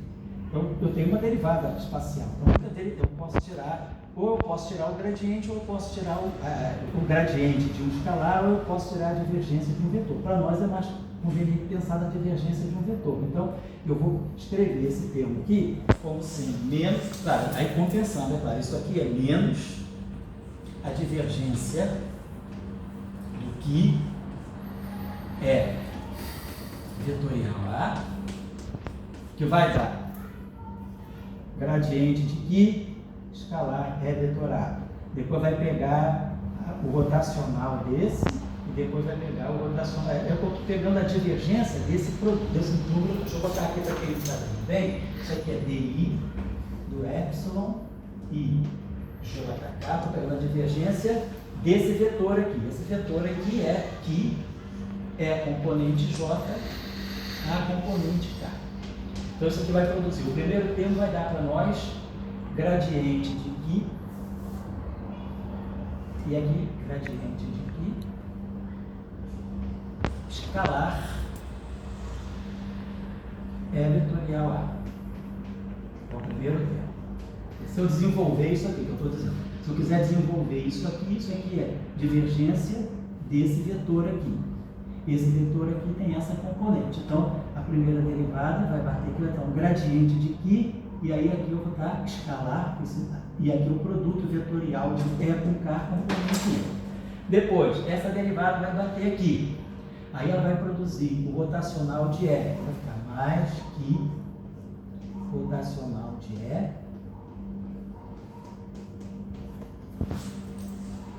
escalar A. E depois vai produzir o último termo que vai ser, esse I vai bater aqui. Então vai ficar um sinal menos, vai ficar menos que E escalar rotacional de A, que é o B. Tá? Que é isso tudo aqui, está me dando isso, está me dando o gradiente do I, que é uma coisa boa. Eu boto o I do lado de fonte. Aí depois vai me dar aqui esse rotacional de E escalar A, e vai me dar esse aqui é escalar B, que é justamente o que eu tenho aqui. Então esse termo que está aqui, né, ele está aparecendo aqui. Então vamos agora só acertar os sinais. Então esse termo que nós temos aqui é esse termo que nós estamos tentando substituir tudo isso aqui. Deixa eu apagar isso aqui. Que DDT de B escalará. Que DDT de B escalará é menos isso aqui, menos divergência do que é vetorial A.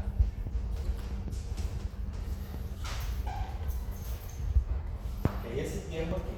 E aí, como esse termo aqui produz, né, essa série de termos aqui, o termo que eu quero é esse aqui, né, que DDT de B escalará. Então ele é isso aqui, né, que é tudo isso aqui, que DDT de B, que DDT de B escalará. DDT de B, isso aqui, rotacional de E, e DDT de B escalará, rotacional de E escalará. Ah, tá certo. Então, eu posso escrever esse termo aqui assim.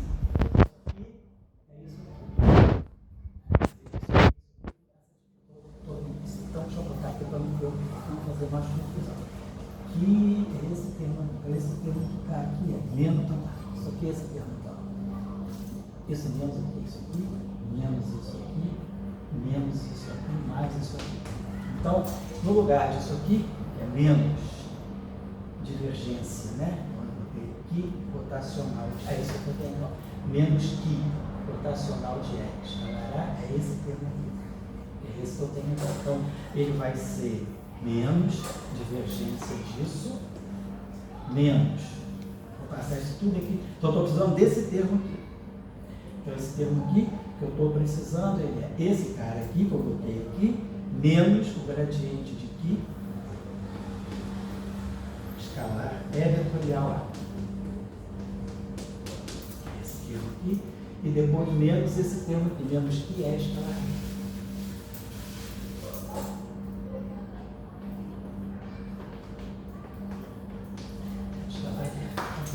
Então é esse termo que está aqui, né? Então é menos divergente disso, menos gradiente de que escalar é vetorial A, e menos que é escalar. Então só recapitulando, né? Esse termo que está aqui, eu já fiz, quer dizer, tem esse termo, nós estamos trabalhando só esse termo aqui. Então menos esse termo aqui, é menos isso tudo aqui, né? Menos que DDT de B. Então esse termo ficou faltando para nós, era esse aqui, que a gente desenvolveu assim, entra essa derivada temporal, entra essa derivada temporal, e entrou esse termo aqui, que tá com isso tudo aqui. Agora observe que isso que está aqui, é isso que está aqui. Bom, pessoal, o sinal. Tem esse sinal, então esse termo que está aqui, aquilo tudo é igual a isso tudo que está aqui. Isso aqui é isso aqui, menos isso aqui. Mas menos isso aqui é toda essa linha aqui. Vou apagar isso agora. Menos isso aqui, menos que rotacional de A, que é o VDDT de A, é tudo isso aqui. Então esse menos que é escalar B que está aqui, ele é igual a isso. Então ele vem para cá com o fator 2. Então esse termo daqui some. E aí a gente mostra que o termo que a gente está procurando, que é escalar B, é menos o meio do DDT disso, o meio disso e o meio disso e o meio disso. Então, essa é a história. Esse termo que eu estava desenvolvendo, ele aparece no meu desenvolvimento, só que ele aparece no final do dia com sinal menos que eu jogo lá de lá. Tudo isso aqui é igual a tudo isso aqui, esse termo aqui, né? Eu estou colocando aqui, mais esse termo todo aqui. E aí, esse cara está fora de propósito, porque aqui a gente está tudo dentro do que a gente quer. Aqui eu tenho uma divergência de φ e φb. Aqui eu tenho gradiente de φ. Então, isso aqui é termo de dissipação, vamos dizer assim. Aqui é uma derivada temporal, entra na energia. Aqui é um termo de fonte, então a fonte está variando, fica do lado da não conservação. Aqui é um termo de divergência, entra no vetor de ponte. Aqui é um termo de fonte, aqui é um outro termo de vetor de ponte. Não sei se esses dois termos acabam se juntando, que é vetorial A, e é vetorial A, e aqui tem, não, esse termo junta com essa divergência aqui, que é vetorial A, menos que é vetorial A, menos que é vetorial A. Então ele vai ter um fator 2, então esse termo aqui vai aparecer com fator 2, eu vou tirar esse aqui. Bom, então agora juntando tudo, então, agora eu tenho que colocar tudo aqui. Foi esse termo que eu desenvolvi. Então, que B escalar é um meio disso aqui, só esse termo aqui, é um meio disso aqui, um meio disso aqui, esse 2 cancela, isso aqui. Então, eu não vou fazer agora juntar tudo, mas só dizendo então o que vai acontecer, só lembrando. Nós tínhamos o termo que eu apaguei aqui de energia, o meio de ε0 é 2 mais 1 sobre 2 de 0 P2. E aí vai se juntar ao termo de energia de Maxwell, esse termo de energia, então vai haver uma contribuição que B escalará, vai alterar a energia com esse termo aqui não, só.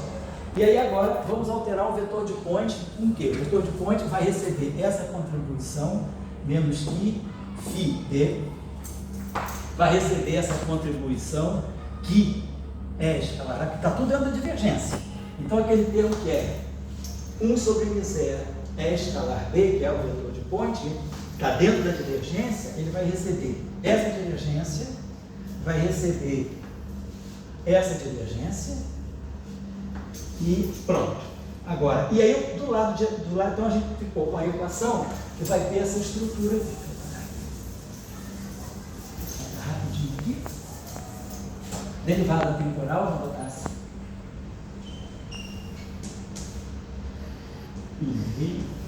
Então isso aqui é puro máximo.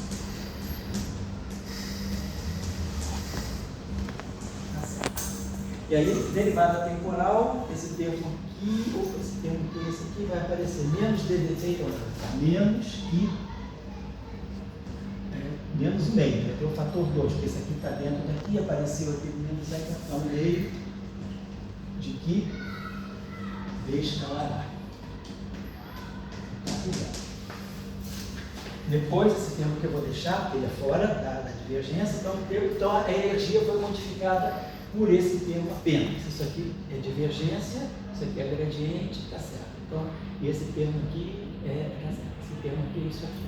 Então, mexemos aqui no vetor de ponte, mais na energia, mais a divergência. Aí o vetor de ponte é vetorial B sobre μ0. Aí agora vamos começar a contabilizar a divergência. Tem esse termo aqui, que está aqui, aí vai ter o fator, esse termo aqui é esse aqui, igual a esse, isso tudo aqui igual a 2, então vai ficar 1 meio, vai aparecer aqui algo como ser menos 1 meio, aqui, φb, está dentro do vetor de ponte, esse termo aqui fica fora, depois dentro do vetor de ponte a gente tem esse termo aqui, menos que é vetor de A. Isso só. E isso tudo aqui vai ser igual, então, aquele termo menos J escalar S, que é o máximo puro, e aí agora os termos que vão levar em conta a variação da fonte. Esse termo aqui vai ter menos um gradiente de φ, menos um gradiente de Qi, φb, escalar, φb, então esse termo aqui está levando em conta a variação da fonte, esse termo aqui está levando em conta a variação temporal da fonte, ficador para o lado de lá, menos derivada, vou botar aqui ponto, derivada temporal aqui. Claro que a fonte que for constante, tudo é zero. E depois vai aparecer esse termo aqui. Menos gradiente de Q. Escalar. Vetorial. Então, todos esses termos aqui estão levando em conta a não constância e a não homogeneidade da fonte. Esse termo aqui aparece para fazer a dissipação, se houver corrente, e aí a gente viu que a gente mexeu na energia e mexeu no vetor de ponte. Então, isso então, é como o fundo, né? Se o fundo for constante, isso tudo aqui é zero, e aí esses termos aqui saem. Aqui sai, e isso aqui também sai dessa derivada. Então, nós vamos deixar isso aqui, né? Se for constante, se for constante, está tudo dentro do esquema. Então, ganhamos as contribuições, né, para... Então, a pergunta que a gente pode se fazer, isso aqui dá pressão de radiação. Então, como esse termo aqui, né, vão contribuir também para a pressão de radiação. Observando agora a novidade, é que aqui nós temos o φ, que é o potencial, e aqui nós temos o potencial magnético. Então, agora, a estrutura desse vácuo está introduzindo a dependência nos potenciais explicitamente. Antes, se o Q é zero, a gente tinha uma expressão que é automaticamente invariante de Gauge, porque o campo elétrico, o campo magnético, não é invariante, mas agora nos potenciais começam a aparecer. E aí a pergunta é: a energia não deve ser uma grandeza invariante de Gauge, mas esses objetos aqui não são invariantes de Gauge, porque eu posso fazer uma transformação no φ no A sem alterar o A e o B. E aí a discussão que a gente tem aqui, se nós fizermos a transformação de Gauge, a variação ela é uma divergência. E aí, né, quer dizer, isso aqui é uma densidade de energia, isso aqui é uma densidade de momento. Mas a grandeza física é a energia e é o momento, que eu integro no espaço. E aí, quando eu integro no espaço, essas grandezas, apesar de não serem invariantes de Gauge como densidades, elas são invariantes de Gauge como grandezas com a densidade integrada. É só essa discussão que eu queria colocar. Então, então a gente manteve a possibilidade do background, né, do fundo não ser constante nem homogêneo, vimos como há uma troca de energia. Então, o próximo passo agora, é chegar nessa equação. Bom, isso aqui eu fiz assim, bagunçado. Mas aí quem quiser reproduzir, sabe o caminho a seguir. É uma coisa que eu aconselho, quer dizer, esse termo aqui é um termo muito importante. Esse termo aí está ligado. Vou chamar só a atenção de uma coisa de vocês. Isso que está aqui tem divergência rotacional nula. Se isso tem rotacional nulo, será que eu não poderia dizer que isso é o gradiente de uma função escalar? Se isso aqui tem rotacional nulo, isso aqui pode ser o gradiente de uma função. Esse aqui, então, seria o gradiente dessa função. E, como esse cara aqui é um gradiente, né? Então a gente tem aqui 1 sobre C ddt do gradiente de A. 1 sobre C ddt do gradiente. Eu estou fazendo só para fazer uma analogia com uma coisa importante que você que é do CERN certamente deve ter visto lá muita busca do áxion, matéria escura, né, no moedal, algumas colaborações. Gradiente de que? Então eu posso colocar aqui gradiente de 1 sobre C, gradiente ddt do A, mais que igual a zero. Então eu posso tomar o que igual a menos 1 sobre C, esse aqui, igual a menos 1 sobre C, derivada temporal do A. Então eu posso introduzir, através desse fundo, um campo escalar. Porque ele tem rotacional nulo. Então, localmente, ele é um gradiente de alguém. Então, localmente... perdão, esqueci. Esse aqui é o gradiente. Delícia. O que é gradiente de A? O que é gradiente de A? E aí, por aquela transição, eu consigo relacionar o A que eu introduzi com o que estava lá. O que acaba sendo menos 1 sobre C derivada temporal do A. Então, eu estou introduzindo um novo objeto.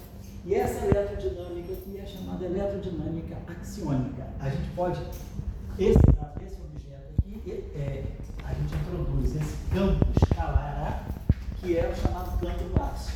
Então, a gente pode ter, no fundo, uma interação entre o áxion e o fóton.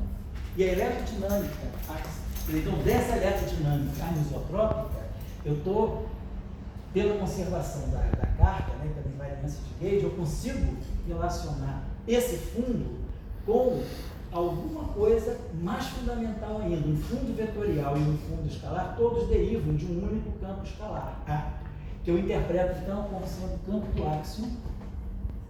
E esse áxion é hoje um dos candidatos à matéria escura.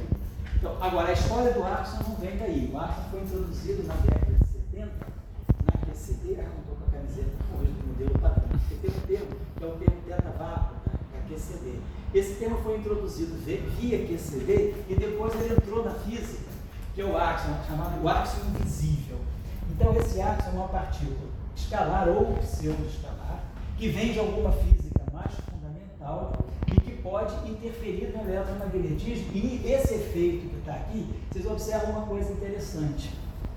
Na equação do campo elétrico, aparece esse campo A interagindo com B. E na equação do campo magnético, aparece esse campo A interagindo, a derivada temporal interagindo com B, mas o gradiente dele interagindo com E. Então, o que acontece? O áxion, ele se acopla ao fóton. E o acoplamento do áxion ao fóton, esse termo aqui, né, esse termo aqui vai fazer o papel da derivada temporal do áxion. Então, eu tenho um acoplamento entre o áxion, o campo elétrico do fóton e o campo magnético do fóton. Esse acoplamento aqui é que gera o chamado, se alguém quiser ler sobre isso, é o chamado efeito Primakov. O que é o efeito Primakov? O efeito Primakov é o áxion, o fóton, em presença de um campo magnético. Então, eu tenho um campo magnético. O fóton vem. E ele encontra, então, tem um campo magnético externo. O fóton vem. Quando esse fóton vem, ele interage com o campo magnético externo. E ele pode se transformar no ácido, porque isso aqui é fóton.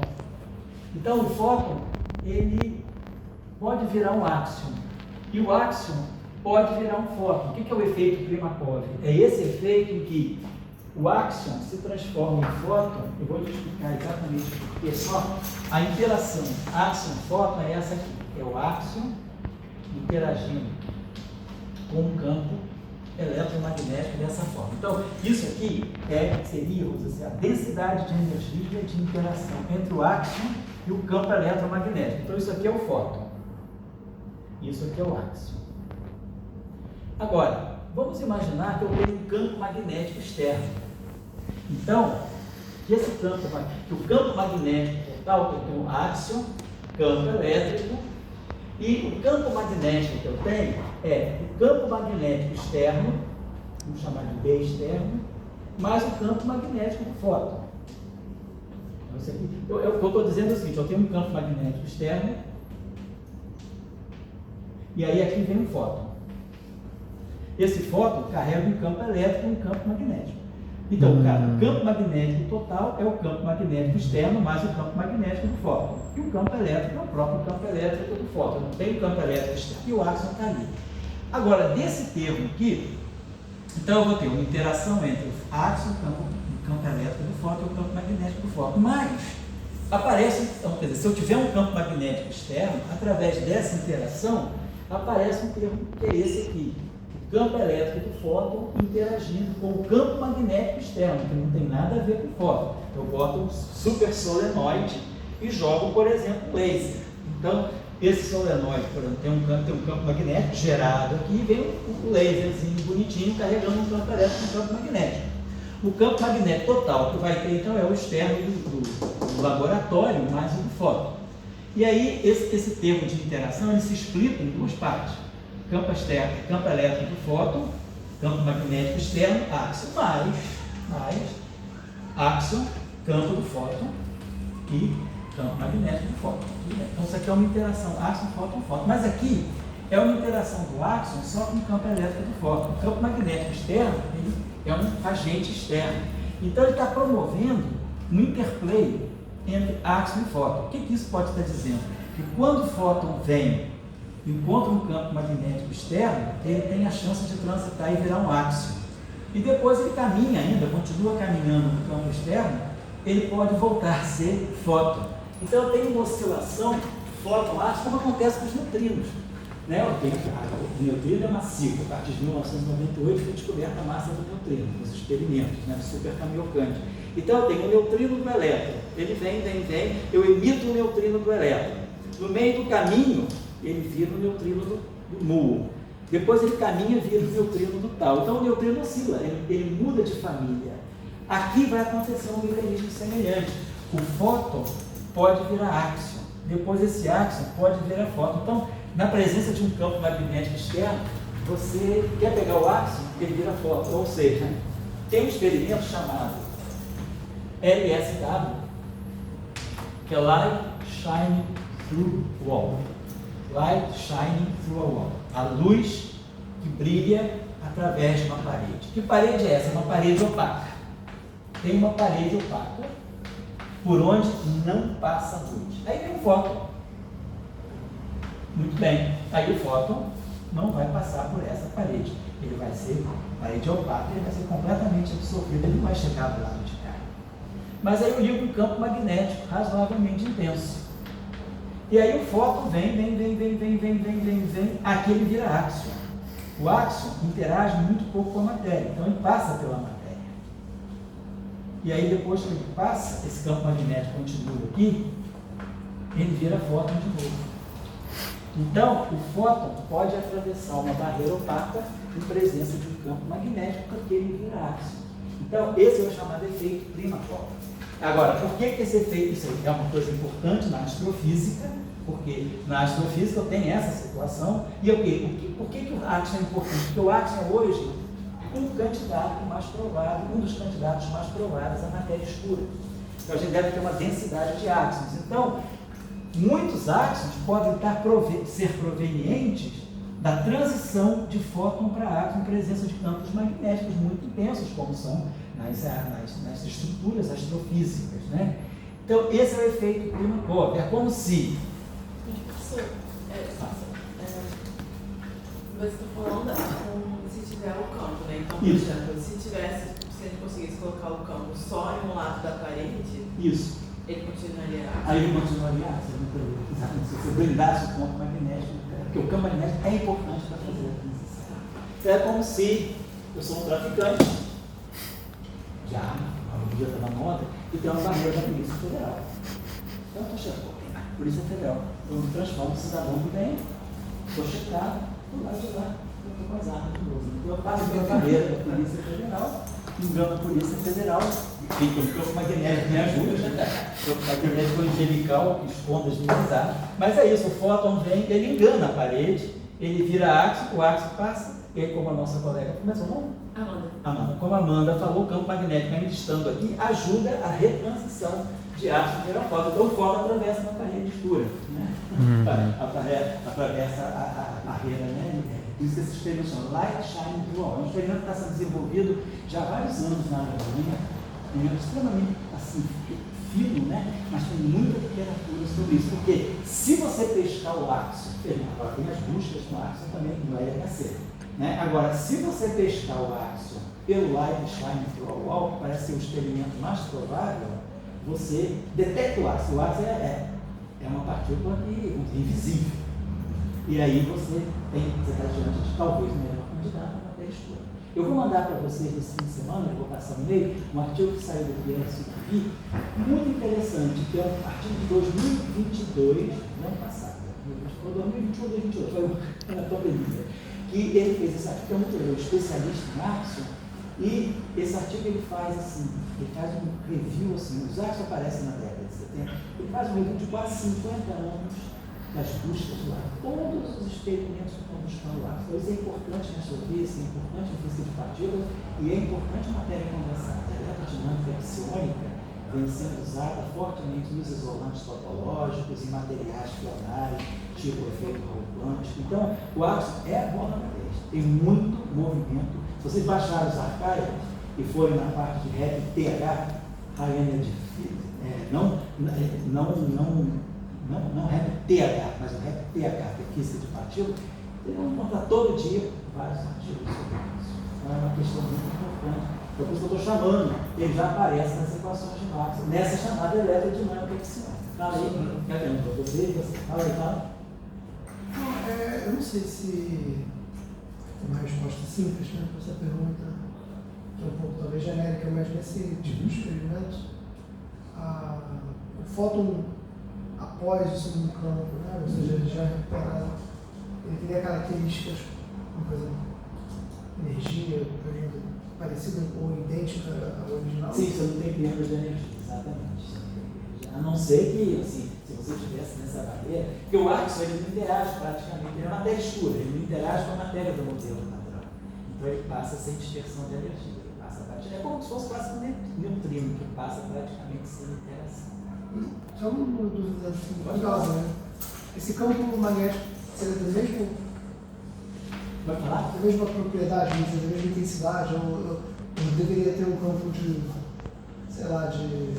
Esses campos, você pode ter campo magnético, assim, campo magnético intenso, mas de laboratório.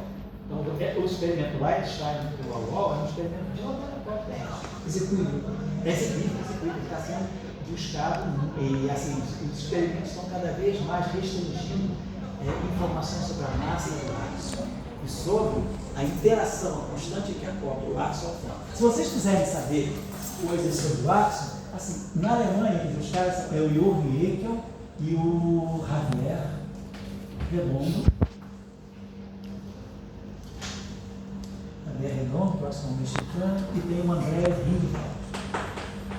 Esses aqui são, na Alemanha, né, quem tem assim, mais ou menos o monopólio dos átomos. Se vocês quiserem achar correção, vocês podem botar Haeckel, Javier Redondo e Ringwald. Agora, tem esse artigo do SICV, que eu vou mandar para vocês no fim de semana, que é um artigo muito legal, experimental, sobre, como é que é? Searching for the Invisible Axiom. É um trabalho assim, que dá faz um apanhado geral sobre os experimentos com Axiom, porque o Axiom é um grande candidato à matéria escura. E aí ele vai falar, claro, sobre o efeito Primakov, e o efeito Primakov está aqui, está justamente nas equações de Maxwell acopladas ao Axiom. Quando a gente coloca aqui o campo do Axiom, essa eletrodinâmica não é mais que é o fluxo daqui, nós chamamos de eletrodinâmica axiônica, certo? Deixa eu fazer uma pergunta, voltando uma hora atrás na aula. Agora já saiu do quadro, né? Sim, quando você falava mais cedo de campos críticos. Isso. Tentando extrapolar de uma maneira bastante experimental, isso, né? Quer dizer, se você tem um campo eletrostático já em regime permanente, não oscilante no tempo, dentro de um vácuo, vamos dizer, perfeito, não é esperado ter corrente elétrica. Justo, né? Dentro dessas condições de campos críticos, então... Você poderia, quer dizer, a ideia dos chineses lá do experimento do surf, né? Que esse Shanghai Ultra Laser Facility, esse aqui talvez seja hoje o laser mais potente que tem, é o laser de Xangai, ele está operando na faixa dos petawatts, ou seja, 10 a 15 watts de potência. Você pode produzir campos elétricos, campos magnéticos próximos de tudo, não tão grandes quanto os críticos, mas próximos. E aí, porque a ideia justamente é você ir, quer dizer, claro, é o campo de um laser, que é um campo oscilante, mas se você colocar a ideia não sei qual é, se você coloca o campo eletrostático muito intenso, na faixa do campo crítico, no vácuo, você vai, quer dizer, esse campo elétrico ele é energia, ele vai polarizar o vácuo. Então, ele vai polarizar, é como se ele produzisse elétrons para um lado e pósitrons para o outro lado. Isso. E aí você pode produzir correntes, a ideia é quebrar o vácuo. E você produzir correntes a partir do vácuo. Quer dizer, partículas virtuais interagindo com esse campo elétrico. Quer dizer, na verdade, o campo elétrico dá a elas energia para elas saírem de virtualidade e irem para a realidade. Então, é muito interessante esse experimento do surf, que é o experimento justamente de você induzir polarização do vácuo a partir, claro, que aí vão produzir um laser muito intenso, porque é o que tem mais esses campos elétricos mais robustos. Imagina experimentando como que eles fazem para manter o vácuo. Isso aí, pergunte aos chineses. Ninguém com chineses, eu não sei. Mas você pode ler sobre isso, cara. Amanda, você tem que ligar essa claro. Gustavo, Amanda, você esqueceu o nome? O Lia, não posso esquecer. Eu li isso Guimarães. Não chama no quinto andar. Tenente Eurice Barros, né? Fernanda. Fernanda, deixa eu olhar bem, não vou esquecer. Gustavo não dá para esquecer e você não é esquecer. Eu não saber o nome das pessoas, tá? Então, o Ulisses, olha, tenta pegar alguma coisa sobre o São. Os experimentos mais recentes, resultados, inclusive eles são medidos com o São, foi um efeito que nunca foi medido ainda desde 1934, que é o efeito Bragg-Wheeler. O que é o efeito Bragg-Wheeler? É você, todo mundo sabe que é mais é menos, pode se aniquilar e formar forma. É mais é menos que outras formas. Você conversa com a cadeira, forma mais forma, pode produzir um par de mais e menos. Claro, para você produzir um par de mais e menos, você precisa ter pelo menos um médio de energia, porque a energia de repouso de forma, é 0,5 É o contrário da aniquilação horária. Exatamente, é o contrário. É o efeito Bragg-Wheeler, que você produz, você faz luz interagir com luz e você produz matéria e antimatéria. Esse efeito nunca foi medido, ele é calculado desde 1934, então já está. Agora, os chineses já começam a ter os primeiros resultados sobre o Bragg-Wheeler usando esses lasers de sangue. Esses físicos animais. É um experimento só muito preciso, altíssima precisão. Então, se vocês quiserem ver alguma coisa sobre o efeito Bragg-Wheeler, né, que é gama, e mais, que é uma coisa assim, a gente estuda isso na relatividade, quando a gente faz o curso de relatividade restrita lá na física moderna, a gente usa conservação de energia e momento para mostrar como é mais e menos, como fóton pode dar é mais e menos. Claro, para eu ver aqui, no mínimo, um médio de energia, eu tenho que ter fóton na faixa do médio. Fóton na faixa do médio é raio gama. Então você tem um fóton, obviamente, energético, muita frequência. Mas esse experimento nunca foi produzido, não foi ainda detectado em laboratório. Agora os chineses já começam, como surf, a ter resultados que indicam que realmente você tem o efeito Bragg-Wheeler. Bom, então, só acabando, né?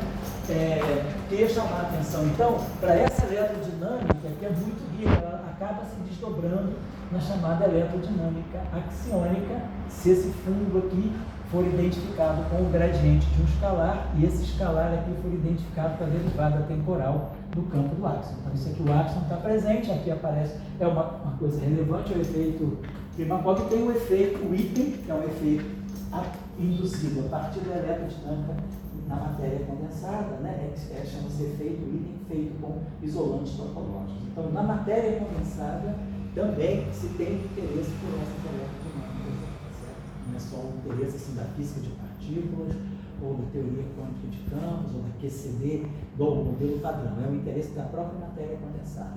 O artigo sobre o efeito Witten, eu posso mandar para vocês no fim de semana também. Vou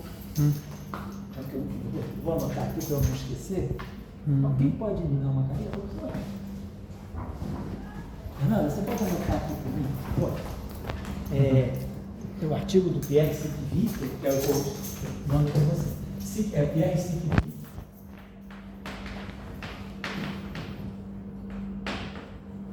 Ele é francês, Pierre Siquivic, Axion. Efeito Witten, que é a eletrodinâmica axiônica na matéria condensada, e eu posso botar aqui a referência também do Surf. Mandar os artigos mais recentes sobre o efeito Bragg-Wheeler para vocês. E aí daqui a pouco a gente vai começar a falar das eletrodinâmicas não lineares, que são muito interessantes também. E aí vai envolver essa questão dos campos quânticos. Na próxima, então, do nosso próximo encontro, fica a tarefa, que eu ainda não consegui, que a gente começou a falar de outras coisas, mas vamos tirar as equações de onda. Se der tempo, eu até faço isso e mando o arquivo para vocês, para a gente ter que fazer uma outra aula sobre tirar as equações de onda para o campo elétrico e para o campo magnético nessa eletrodinâmica, porque aí aparece um mecanismo interessante das equações de onda ficarem acopladas e a gente tem que dar um jeito de desacoplar, o que vai dar uma relação de dispersão muito interessante porque a gente vai observar finalmente pelas relações de dispersão que esse vetor aqui, psi e o Ki, eles vão contribuir para a massa do fóton. Então, finalmente vai aparecer uma possibilidade do fóton adquirir massa por causa das propriedades desse vácuo anisotrópico. Enquanto a gente vai falar sobre. Se eu der tempo, eu estou finalmente fazendo. Se der tempo, eu faço, escrevo a mão, deduzo tudo, mando para vocês e depois na aula a gente discute. Mas se não der tempo, eu faço na aula. Obrigado. Certo? Então, por hoje é isso. Como eu falei com vocês, né, a gente vai ficar fazendo as aulas de 15 em 15 dias, então semana que vem não é presencial. Quando a aula não for presencial, né, quer dizer, hoje é domingo, então, sábado, domingo, eu estou mandando para vocês a lista de coisas que vocês podem usar para as próximas 2 semanas até a outra aula presencial. Hoje em dia é dia 24, 27, seria a aula presencial, não vai ser. Então, a nossa aula presencial fica 1º de maio, 1º de maio é segunda-feira, né? Então, dia 4 de maio, a parte presencial, então eu dou uma tarefa para vocês ficarem trabalhando até o dia 4. Vou mandar as feitas aqui, que estão escritas aqui. Esse claro não é o review. Esse que viu é muito bom. É o que você falou de 50 anos. Exato, é muito bom, ele é muito simples, que é o estado da arte. Uma coisa que eu fiquei pensando, nessa situação do campo crítico, você tem esperado o índice da radiação? Sim. E, claro, se o campo crítico for constante, né, você bota o campo constante, não oscilante, você vai produzir elétrons e pósitos. Então, você vai ter, esses elétrons e pósitos saem acelerados, então você vai produzir radiação muito grande na cobertura. Tem uma coisa interessante também sobre o efeito Cherenkov, radiação Cherenkov, ligado a isso, né? Que a radiação Cherenkov é aquele efeito em que, num dado meio, a luz, com um índice de refração, ela tem uma velocidade menor do que c. E aí, nesse meio, partículas carregadas podem ter velocidade maior do que a velocidade da luz naquele meio. E aí o que vai acontecer é a produção dessa famosa radiação Cherenkov, que a partícula caminha e atrás dela vem um feixe luminoso que é retardado em relação à luz. Isso também é tratado na eletrodinâmica. O efeito Cherenkov foi um efeito muito importante, porque ele foi descoberto pelos russos, né?